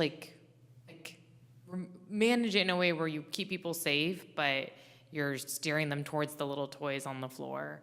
But it is get heavily used. I don't know that if you have complaints, but that's really just such a small element of the whole space there. And for me, and this is difficult for me to say, but of the three, I would put ball field refreshes as the last of the tier. Because they're usable. It's not great, but it's usable. It's better than the one I used to play on Berkeley, so. Some of the things, like in the email, was like, we need a new pad behind the backstop, or we need something that seemed pretty trivial to me. I don't.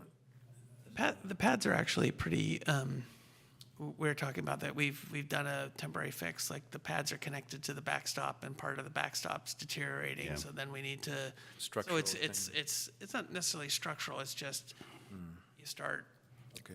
It's like when things start going wrong with your car, just, yeah. I'm doing a kitchen remodel. It's like a kitchen where you start pulling on one thing and all of a sudden it's a much bigger thing. Oh, one of the things that was brought up in the email that we're incorporating into the dog park project, and this makes sense and wasn't thought about or really completely understood, is that we're expanding the home team dugout, because that's a place, like right now, they place their bags outside the dugout where the dogs are going to be.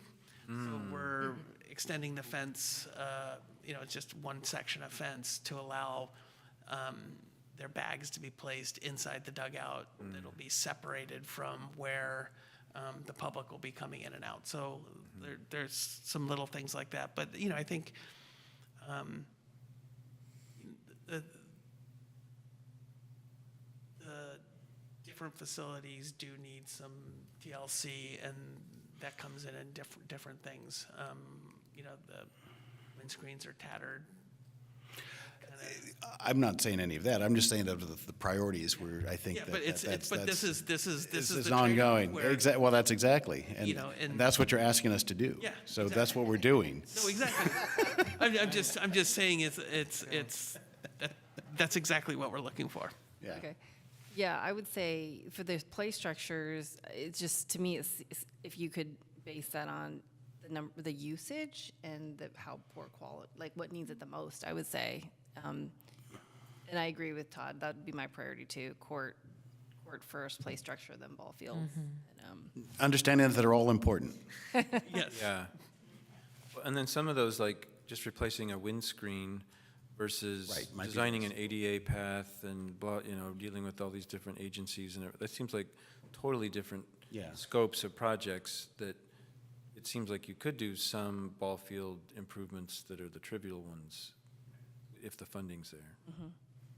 That is part of that kind of puzzling it together. So we're going to listen to what, and probably watch this a few times afterwards, just to make sure we got everything. But some of it, we might come back and suggest something that's slightly different and explain why. Just kind of once we dig into how we puzzle everything together. And so is the other needs, is that part of the systematic, or is it just? It's its own thing. These would be probably part of those refreshes. We see it next here. Bigger Okay. Court, lights. So as you do the refresh, Yeah, the gate needs a little work. These might be thrown in, got it. Yeah. Got it. This is because it doesn't make sense to just focus Oh, on and one of thing. course, of Yeah. course. We really want to be kind of holistic when Right. we touch it, and we have to close it. So then should we prioritize next the planning documents? Does that sound right? That Because would be great, yeah. I also, so we should go to planning. I also want to say that, like, Chris and Martin's perspectives are so valuable, and like we're missing two people who are deeply invested and committed to the community tonight. So I would just think about possible follow-up for that if we can. Hopefully they go back and watch, and then they can email us their comments. Chris and Martin, email us. So I will be back. Very odd. But we will be back with proposed, and ideally we can kind of formalize those, and so we can move on to having council study sessions. But that's, if there's certain comments, then we'll look at incorporating them as well. Talked with you all. Just because we'd make comments today doesn't mean it's the end, but the more we can kind of push towards a time when we can all have agreement on what projects end up on the CIP, the sooner we can bring it to council and actually start acting on it. There also might be public comments that come in after the meeting that we might also need to take into consideration. Okay. There's that. Now, for the planning documents, I mean, I'm tending towards, I mean, the first two, Albany and have so many moving parts and so many pieces that I'm looking at the turf and say, boy, it'd be nice to just check that one off. That would probably be where we would prefer to start as well. Yeah. And turf audit? Turf audit, that's also kind of a asset inventory, makes us, and then also will help us, I didn't go into great detail about this project, I apologize, but it would also allow us to kind of better maintain the turf we do have, so we have some management plan improvements associated with it, and kind of identify now where it's located and, you know, location sizes. These are things that will then go into maybe the Greenway development or individual courts. Maybe there's somewhere hidden away that we didn't realize, and we can fit something, and that would kind of shake out there. I think, Real quick, so to follow up on that, so with the turf audit, it would also have dimensions of things so that if we then know what the size of a court is that we want to plop in somewhere, if it would fit or not? I think it would have, it wouldn't be a surveyed dimension, but it would be like a GIS-based dimension, so you get approximate sizes. Okay. That's how we're envisioning it, at least. so I would vote for the Pierce Street Park second, because there's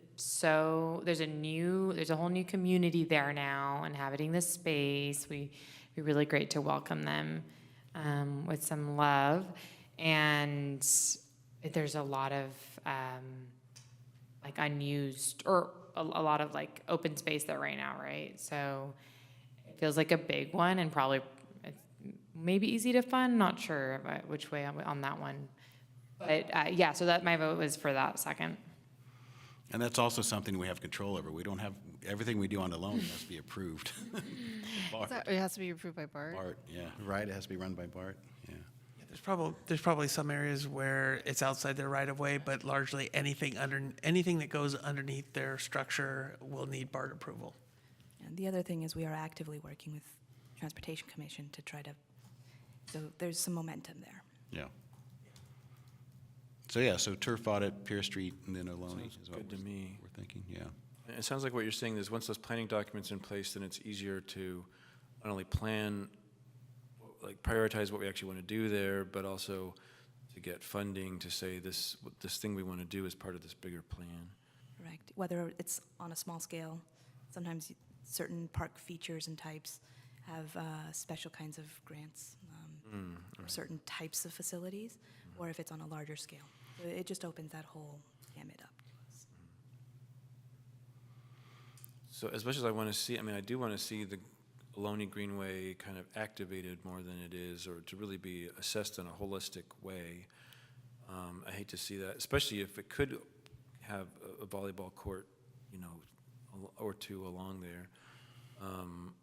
That if we made it the third priority, about what year do you think that consultant might get hired to actually do that? I think this is, again, this is not a list that we're going to accomplish in 2 to 3 years. The 5-year plan, without looking at kind of the funding puzzle, I won't have like a clear picture, but it's probably on the outbound years of that 5-year plan, is my sense, between available funding, staff resources to make sure we keep things moving, and all the other considerations. Now, are capital improvement plans done every year? Every 2 years. Every 2 years? Correct. But it hasn't come before Parks Sorry. very... Yeah. So it's not exactly every 2 years. We get to a point where we're kind of looking and saying, we can't move forward. We try to do it every 2 years. It's a little bit more flexible than that. Because we don't want to have priorities change every 2 years, because that means we don't accomplish goals. And so we kind of get to a point, now is a point where we have a park master plan, we're finishing up Prop 68. This is a great time to kick it off. And then when we're kind of like, well, we've gotten the appropriations and we've gotten to a point where we need more feedback again, we'll come back. 2 years, 3 years. This one's been a little delayed from kind of, we're finishing out those Prop 68. It didn't seem like a great time to kick these off without really understanding what we're getting into with, now with the Parks Master Plan, it really is a good time. I'll also just, you know, elephant in the room, COVID delayed a lot of construction, delayed a lot of the world in a lot of ways. So we had longer lead times with existing projects than had been expected earlier on. Yeah, and I think the good news is, you know, I think, as far as I know, this is the first time we've made this sort of formalized stop at the Pros Commission Yeah, for I us. haven't seen it Which is great. Our CIP in the past was a lot of projects. Some of them were took a long time to execute for a variety of reasons. I think we've largely checked a lot of those projects off. And so this is a good time to refresh it with a broader array of projects. And through this process, we've established the programs, the sidewalk programs, the street, the story, and so establishing one around parks builds momentum. So it's not just, you know, we want to do this and that gets put in the CIP. It's a really dynamic, living document that guides our spending. At least on the transportation front, as an example, where we have a pretty established program, I think on the sidewalk program, sewer. Staff also kind of listen to these and come up with projects periodically. So we're not just saying, we come back here and that's it. We'll see opportunities, we'll bring them to you, propose, and we'll talk to council, propose. We have funding and a project kind of identified that kind of goes with the prioritizations and the programmatic planning that we're looking at developing. And so going back to some of those slides, it really is a living document. The CIP plan that we have currently has had quite a bit of projects added to it over time.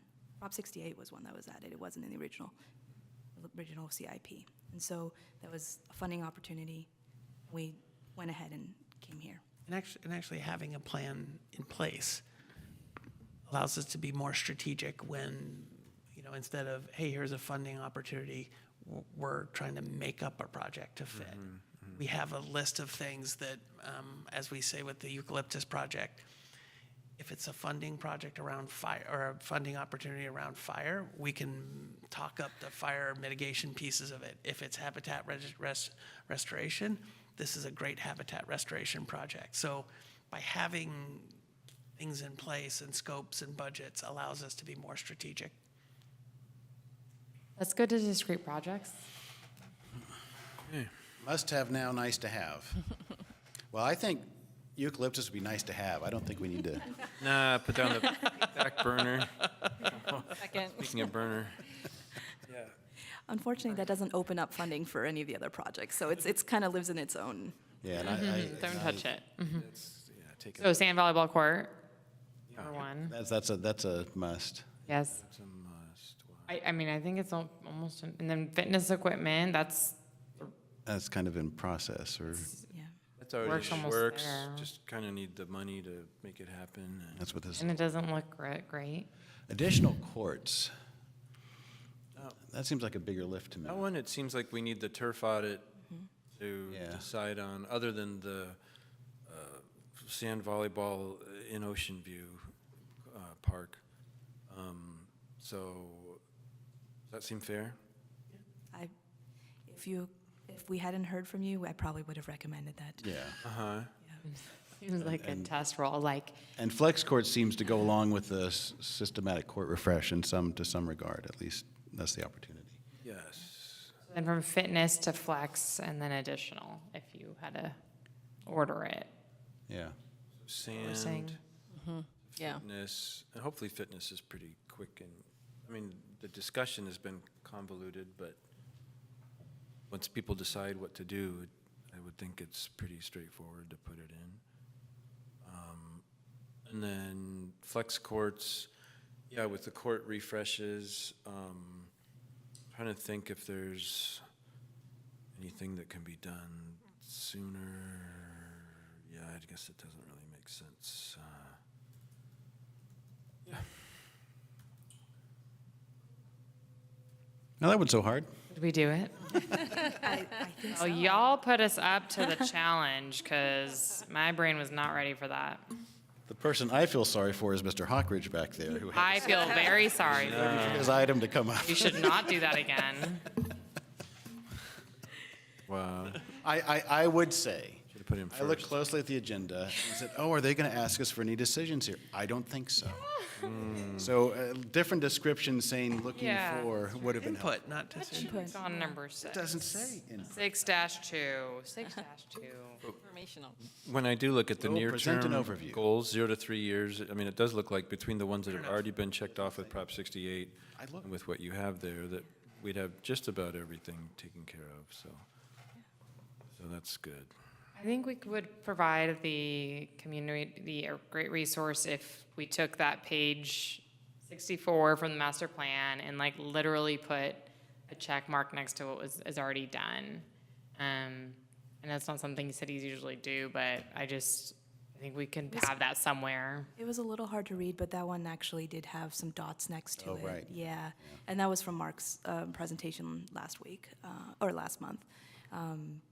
At the next presentation, when you bring it back, I would like to see the Parks Master Plan with that kind of checklist, and, or if there's dates of when you think this particular thing's in the works, when it'll get done, and all of that. And then also, which of the things that are in it are reflected by what's on the screen there, so that we can see, I think it'll be a lot clearer to see where any gaps are. Not a problem. I can probably identify with some like icons which ones it falls under, and then provide some kind of, so that we can look line item by line item. I just had a question. When do you expect to have the city council work sessions? The study sessions, Study it's session. going to depend somewhat on when we get through all the the commissions that we're looking And at. it's just, is it the planning and transportation you're both going to? Is that right, or just? I think Parks. transportation definitely, and we'll see about other ones, but those are pros and transportation are the two big ones. Okay. Is that the kind of thing where you'd want the chair of those commissions to be at that, to answer questions from the city council, or no? I don't think we've had that in the past, that I'm aware of. that'll take shape as we get further in and what we,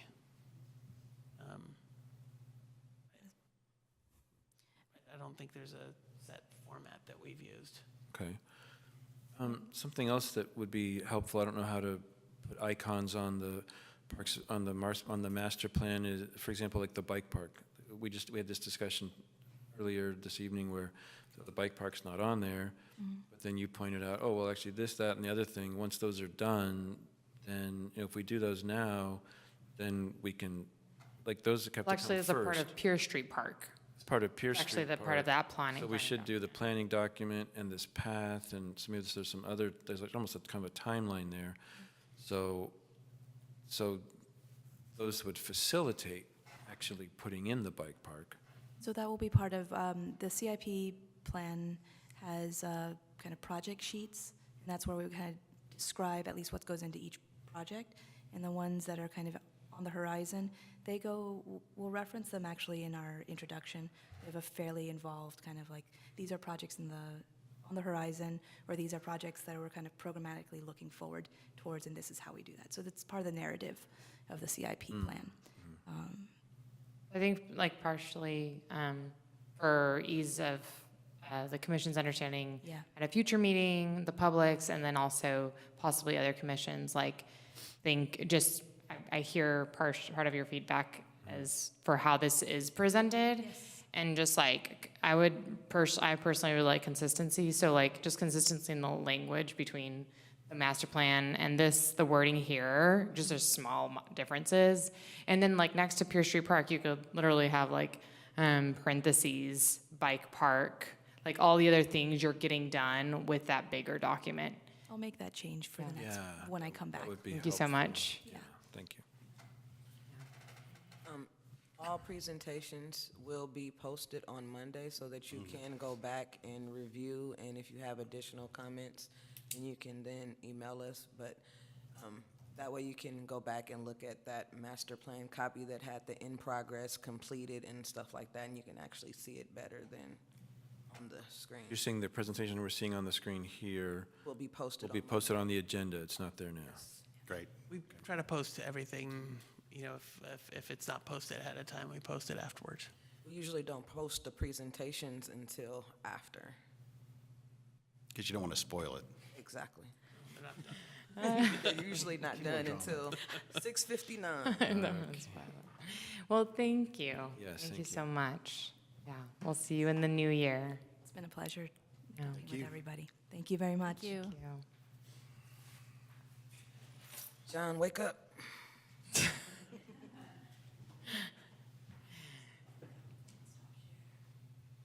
He deserves someone to bring him coffee in the morning to his desk. Okay, well, I guess I should introduce him. Let me see if I can. John's coming up for a tree removal recommendation. It was at Marin School, so 1001 Santa Fe Avenue. Is this at Marin School? It's Okay. on the Marin Street, Marin Avenue side of Marin School. Just a point, I don't know if, John, you're going to jump on this, but we're bringing this sort of off cycle. We normally do tree removals quarterly, but we want to take this one out during the holiday break. So that's why we're bringing it now, so we can get it to not impact school. So, first slide, next slide. There we go. Okay, so a London plane tree, I received a call, someone walking their dog noticed some decay and some cracking is what they reported on a tree. I went out to look at it, and there's some pretty extensive decay in the trunk of the tree. There was also a recent limb failure on the tree. We go through the pictures here. This is the tree. It's the center tree of 5 London plane trees on the Marin side of the school. Next one. This Is this doesn't come up as a video, huh? No, it's probably not, and Playable? because we're really limited on the, Okay, anyway, this was a video where I sounded the trunk of the tree to hear where it's hollow. It's pretty much all a bongo in the bottom of the tree. And this little hole here, I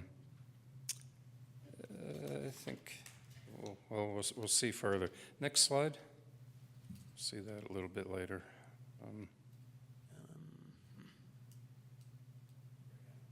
So otherwise, in the tree, there's all these areas where there are hollows in the tree. Basically, the tree's been decaying for a long time.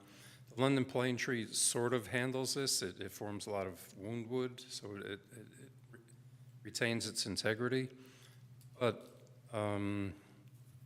next slide. I think on the next slide, we can see where, oh no, not that one. Back one. The arrow on the right side, left side? Right side is where a limb broke out, and you can see the black area right there is where that hollow from the other red arrow runs through that entire limb of that tree. So the trees, that alone wouldn't be reason to remove the tree, but if we look at the next slide, here we have, again, the area of decay. I have my hand saw, it's about a 10-inch blade on the saw, and the next slide, these aren't in good order.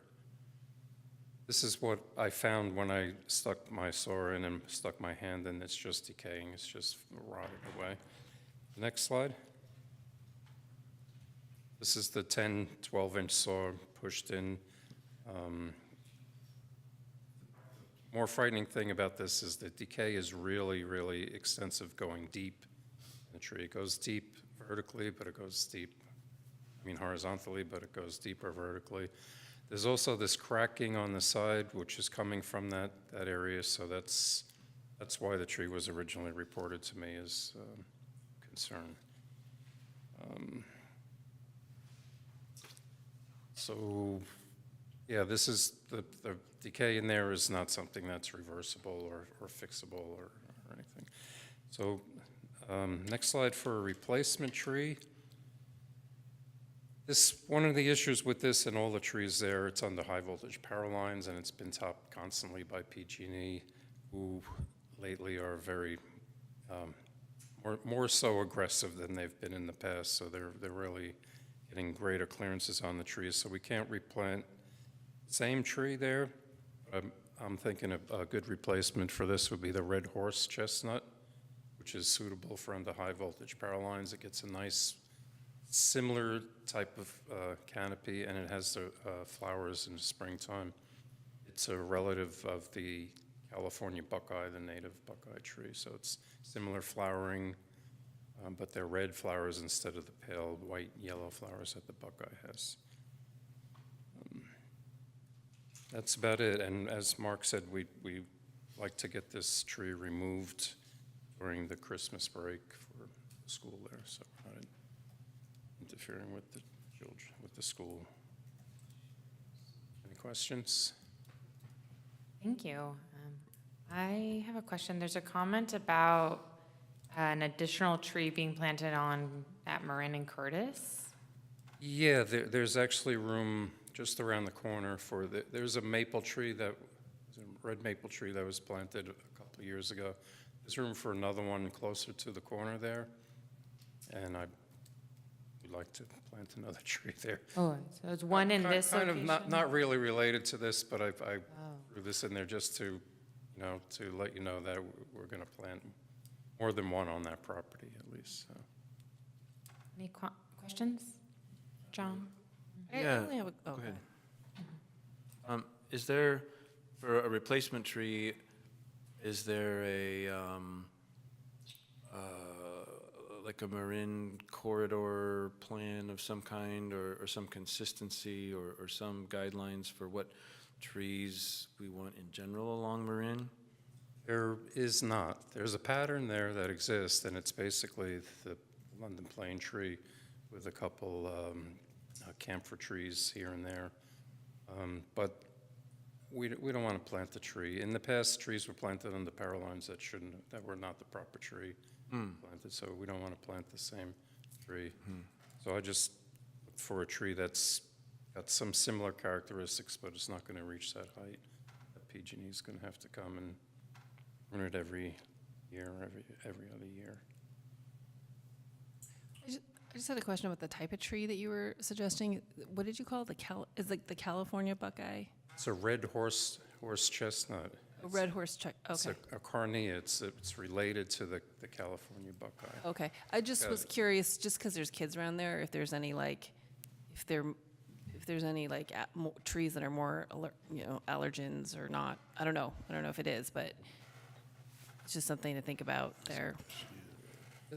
That's a touchy subject. A lot of trees can be toxic, like an oak tree, our native live oak tree. Acorns are toxic.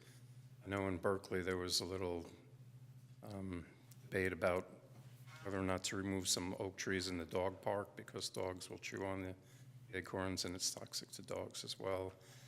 This tree does have a toxic nut.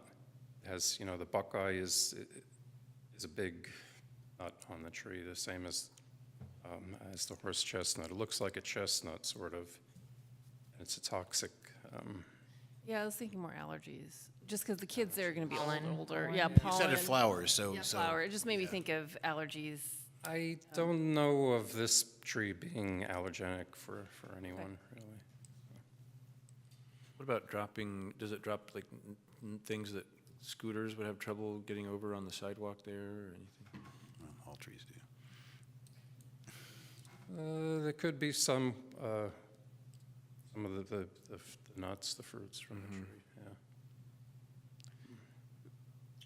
Are there trees that are suitable that don't drop nuts? Yeah. On the lower part of Marin, we're planting a lot of the emerald sunshine elm trees.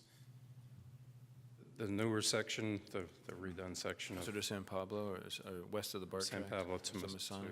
Cornell, I think, yeah. And those are the trees that are doing well of the 2 or 3 different species that we planted there. So that's a possibility, emerald sunshine elm, yeah. That might be, actually, you mentioned it with the nuts and all, that might be a better tree. Yeah, so. And it also won't grow too tall for the lines? No, that's suitable for under power lines. Okay. That's one consideration, otherwise I don't have a strong opinion. That's a good suggestion.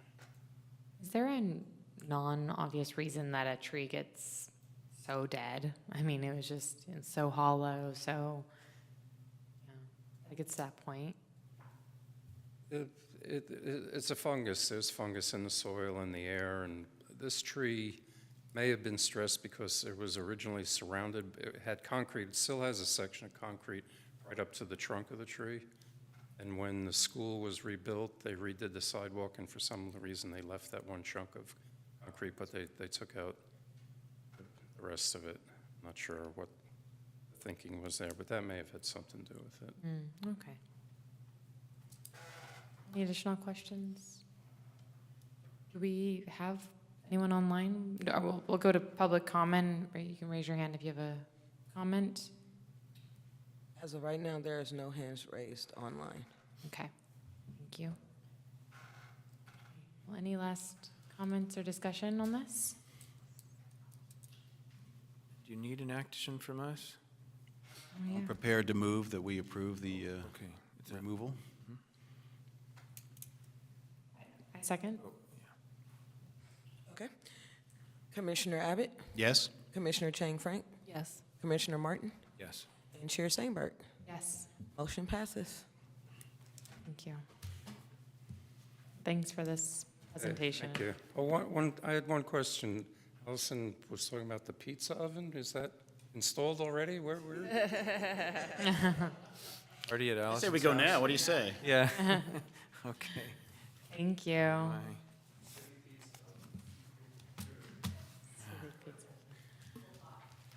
Bye, John. Mine's not portable. I built it in my backyard. Ours isn't that fancy. Mine's not fancy. But it works. Okay, do we have any information for this on the subcommittee or on this topic? No, I know we had some kind of equipment that we viewed last month. Where we left off was this would get picked up on the line after capital improvement planning. It'll be likely included as a discrete project in the CIP, and then it would be come back for you guys to weigh in on priorities.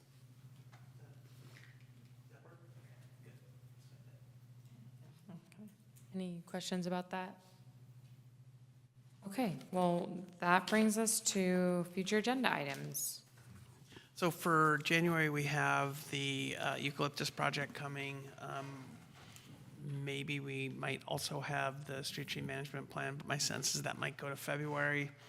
I am also looking at, Mr. Martin brought this up, where getting information about the Tom Bates Field and programming around that. I still haven't made a lot of progress on that, but I'm sure there's someone who can come and talk to us about what's going on. I think you said there was somebody at Albany who is a representative. So we have a MOU, and I think there's somebody, but it's not something that's very active, and so someone might be assigned to it, but I don't think that's been a very active thing. So it's a little finding the right person. It's really finding the right person to come in and do a presentation on the range of things. I know when my kids were younger, a lot of soccer there, but they've aged out, so I'm less familiar. There's a bunch of improvements going in, and I think it's great to get an update on that and more awareness for the public. And so you're trying to find the right person to come in and present in a good time. Okay. I just don't have a handle, and I don't think internally we have a good sense of, the day-to-day type stuff down there, the range of programs and so forth. I think we already mentioned this earlier, but just like maybe a status update on the pop-up tennis or volleyball court. Oh, yes. Yep. I feel like it's good as its own agenda item before we go into I guess a discretionary project or something down the line. Yeah. Yes, I knew there was one, and I was trying to remember it, but yes, thank you. No? And then what about like there's little things that like I was at the Bulb earlier today, and it's not in our Parks Master Plan, but there's on the neck somebody had done a pop art project of like an arch that said Albany Bulb, all in wood sticks. I don't know if you're familiar with that. And it was a great selfie spot, and the beautiful, like the cityscape, the Golden Gate Bridge are behind you when you're posing. It's gone. And it was kind of makeshift, and it was getting vandalized all the time. What would be if the city were to put something more permanent that said Albany, Albany Bulb, and it was something that families or people or visitors, individuals, whatever, wanted to get their pictures in front of this framed thing, which I think was a great idea that somebody had to put some sort of framed thing there with the backdrop that it has. I think the city has jurisdiction there. Where that place, that was actually East Bay Regional Parks jurisdiction. That particular That particular piece was East Bay Regional Parks, yeah. It's really, so we own the bulb piece, landfill, as a parcel. That's we own that parcel. Then we also have jurisdiction over the extension of the Buchanan right-of-way.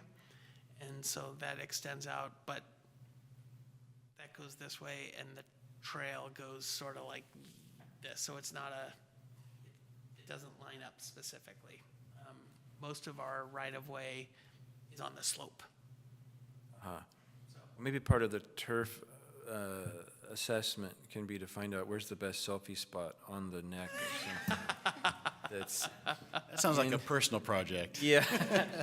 Well, but also where's our land, and like you said, it's complicated. There's no lines out there, and all right, so, okay, thanks. So that wouldn't necessarily be an immediate agenda item, but just, okay. Yeah, and then, yeah, okay, I think that's it.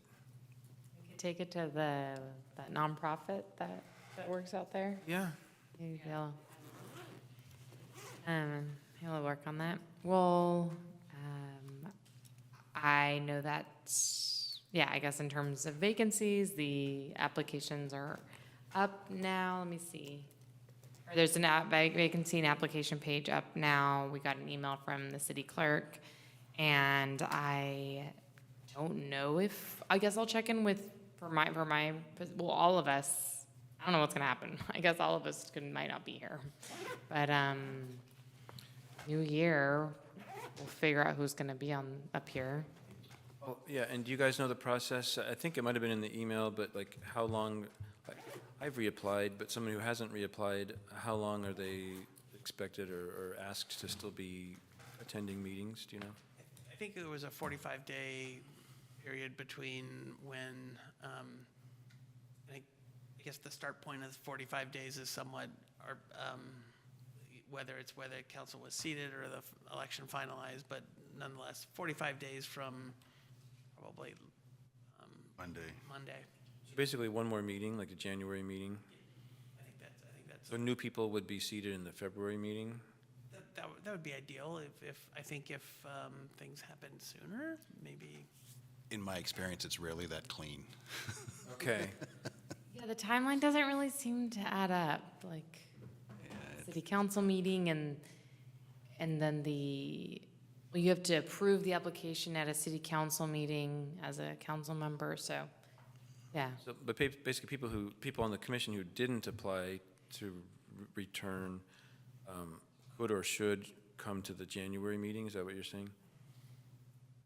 Let me check with this is getting out of my area of expertise, so let me check with the clerk. 'Cause it would be awful if we didn't have a quorum. Yeah, for example. I think we want to I would avoid just say that. yes for now. No, I would say The okay. phrasing, I think, was can come for up to 45 days. Right. Or when replace, whichever comes sooner. So, that's like if multiple people, like, if I don't come, for example, but you still have quorum, you could still have your meeting. But we don't know who's not reapplying. Right. That's tricky. Very true, but if you're not coming back, then that means you're officially resigned, so then technically you wouldn't be a commissioner anymore, so it would then drop down to 5 members, I which see. means we would only Or would need be- 3. Quorum count. So I should resign. There you go. No, you need to come Monday. There, Jan. Okay, well, it'll get figured out, right? Okay, well, meeting adjourned. See, good luck in the new year. Happy holidays if you're observing. Thank you. Well, if we don't see you again, it's been a pleasure.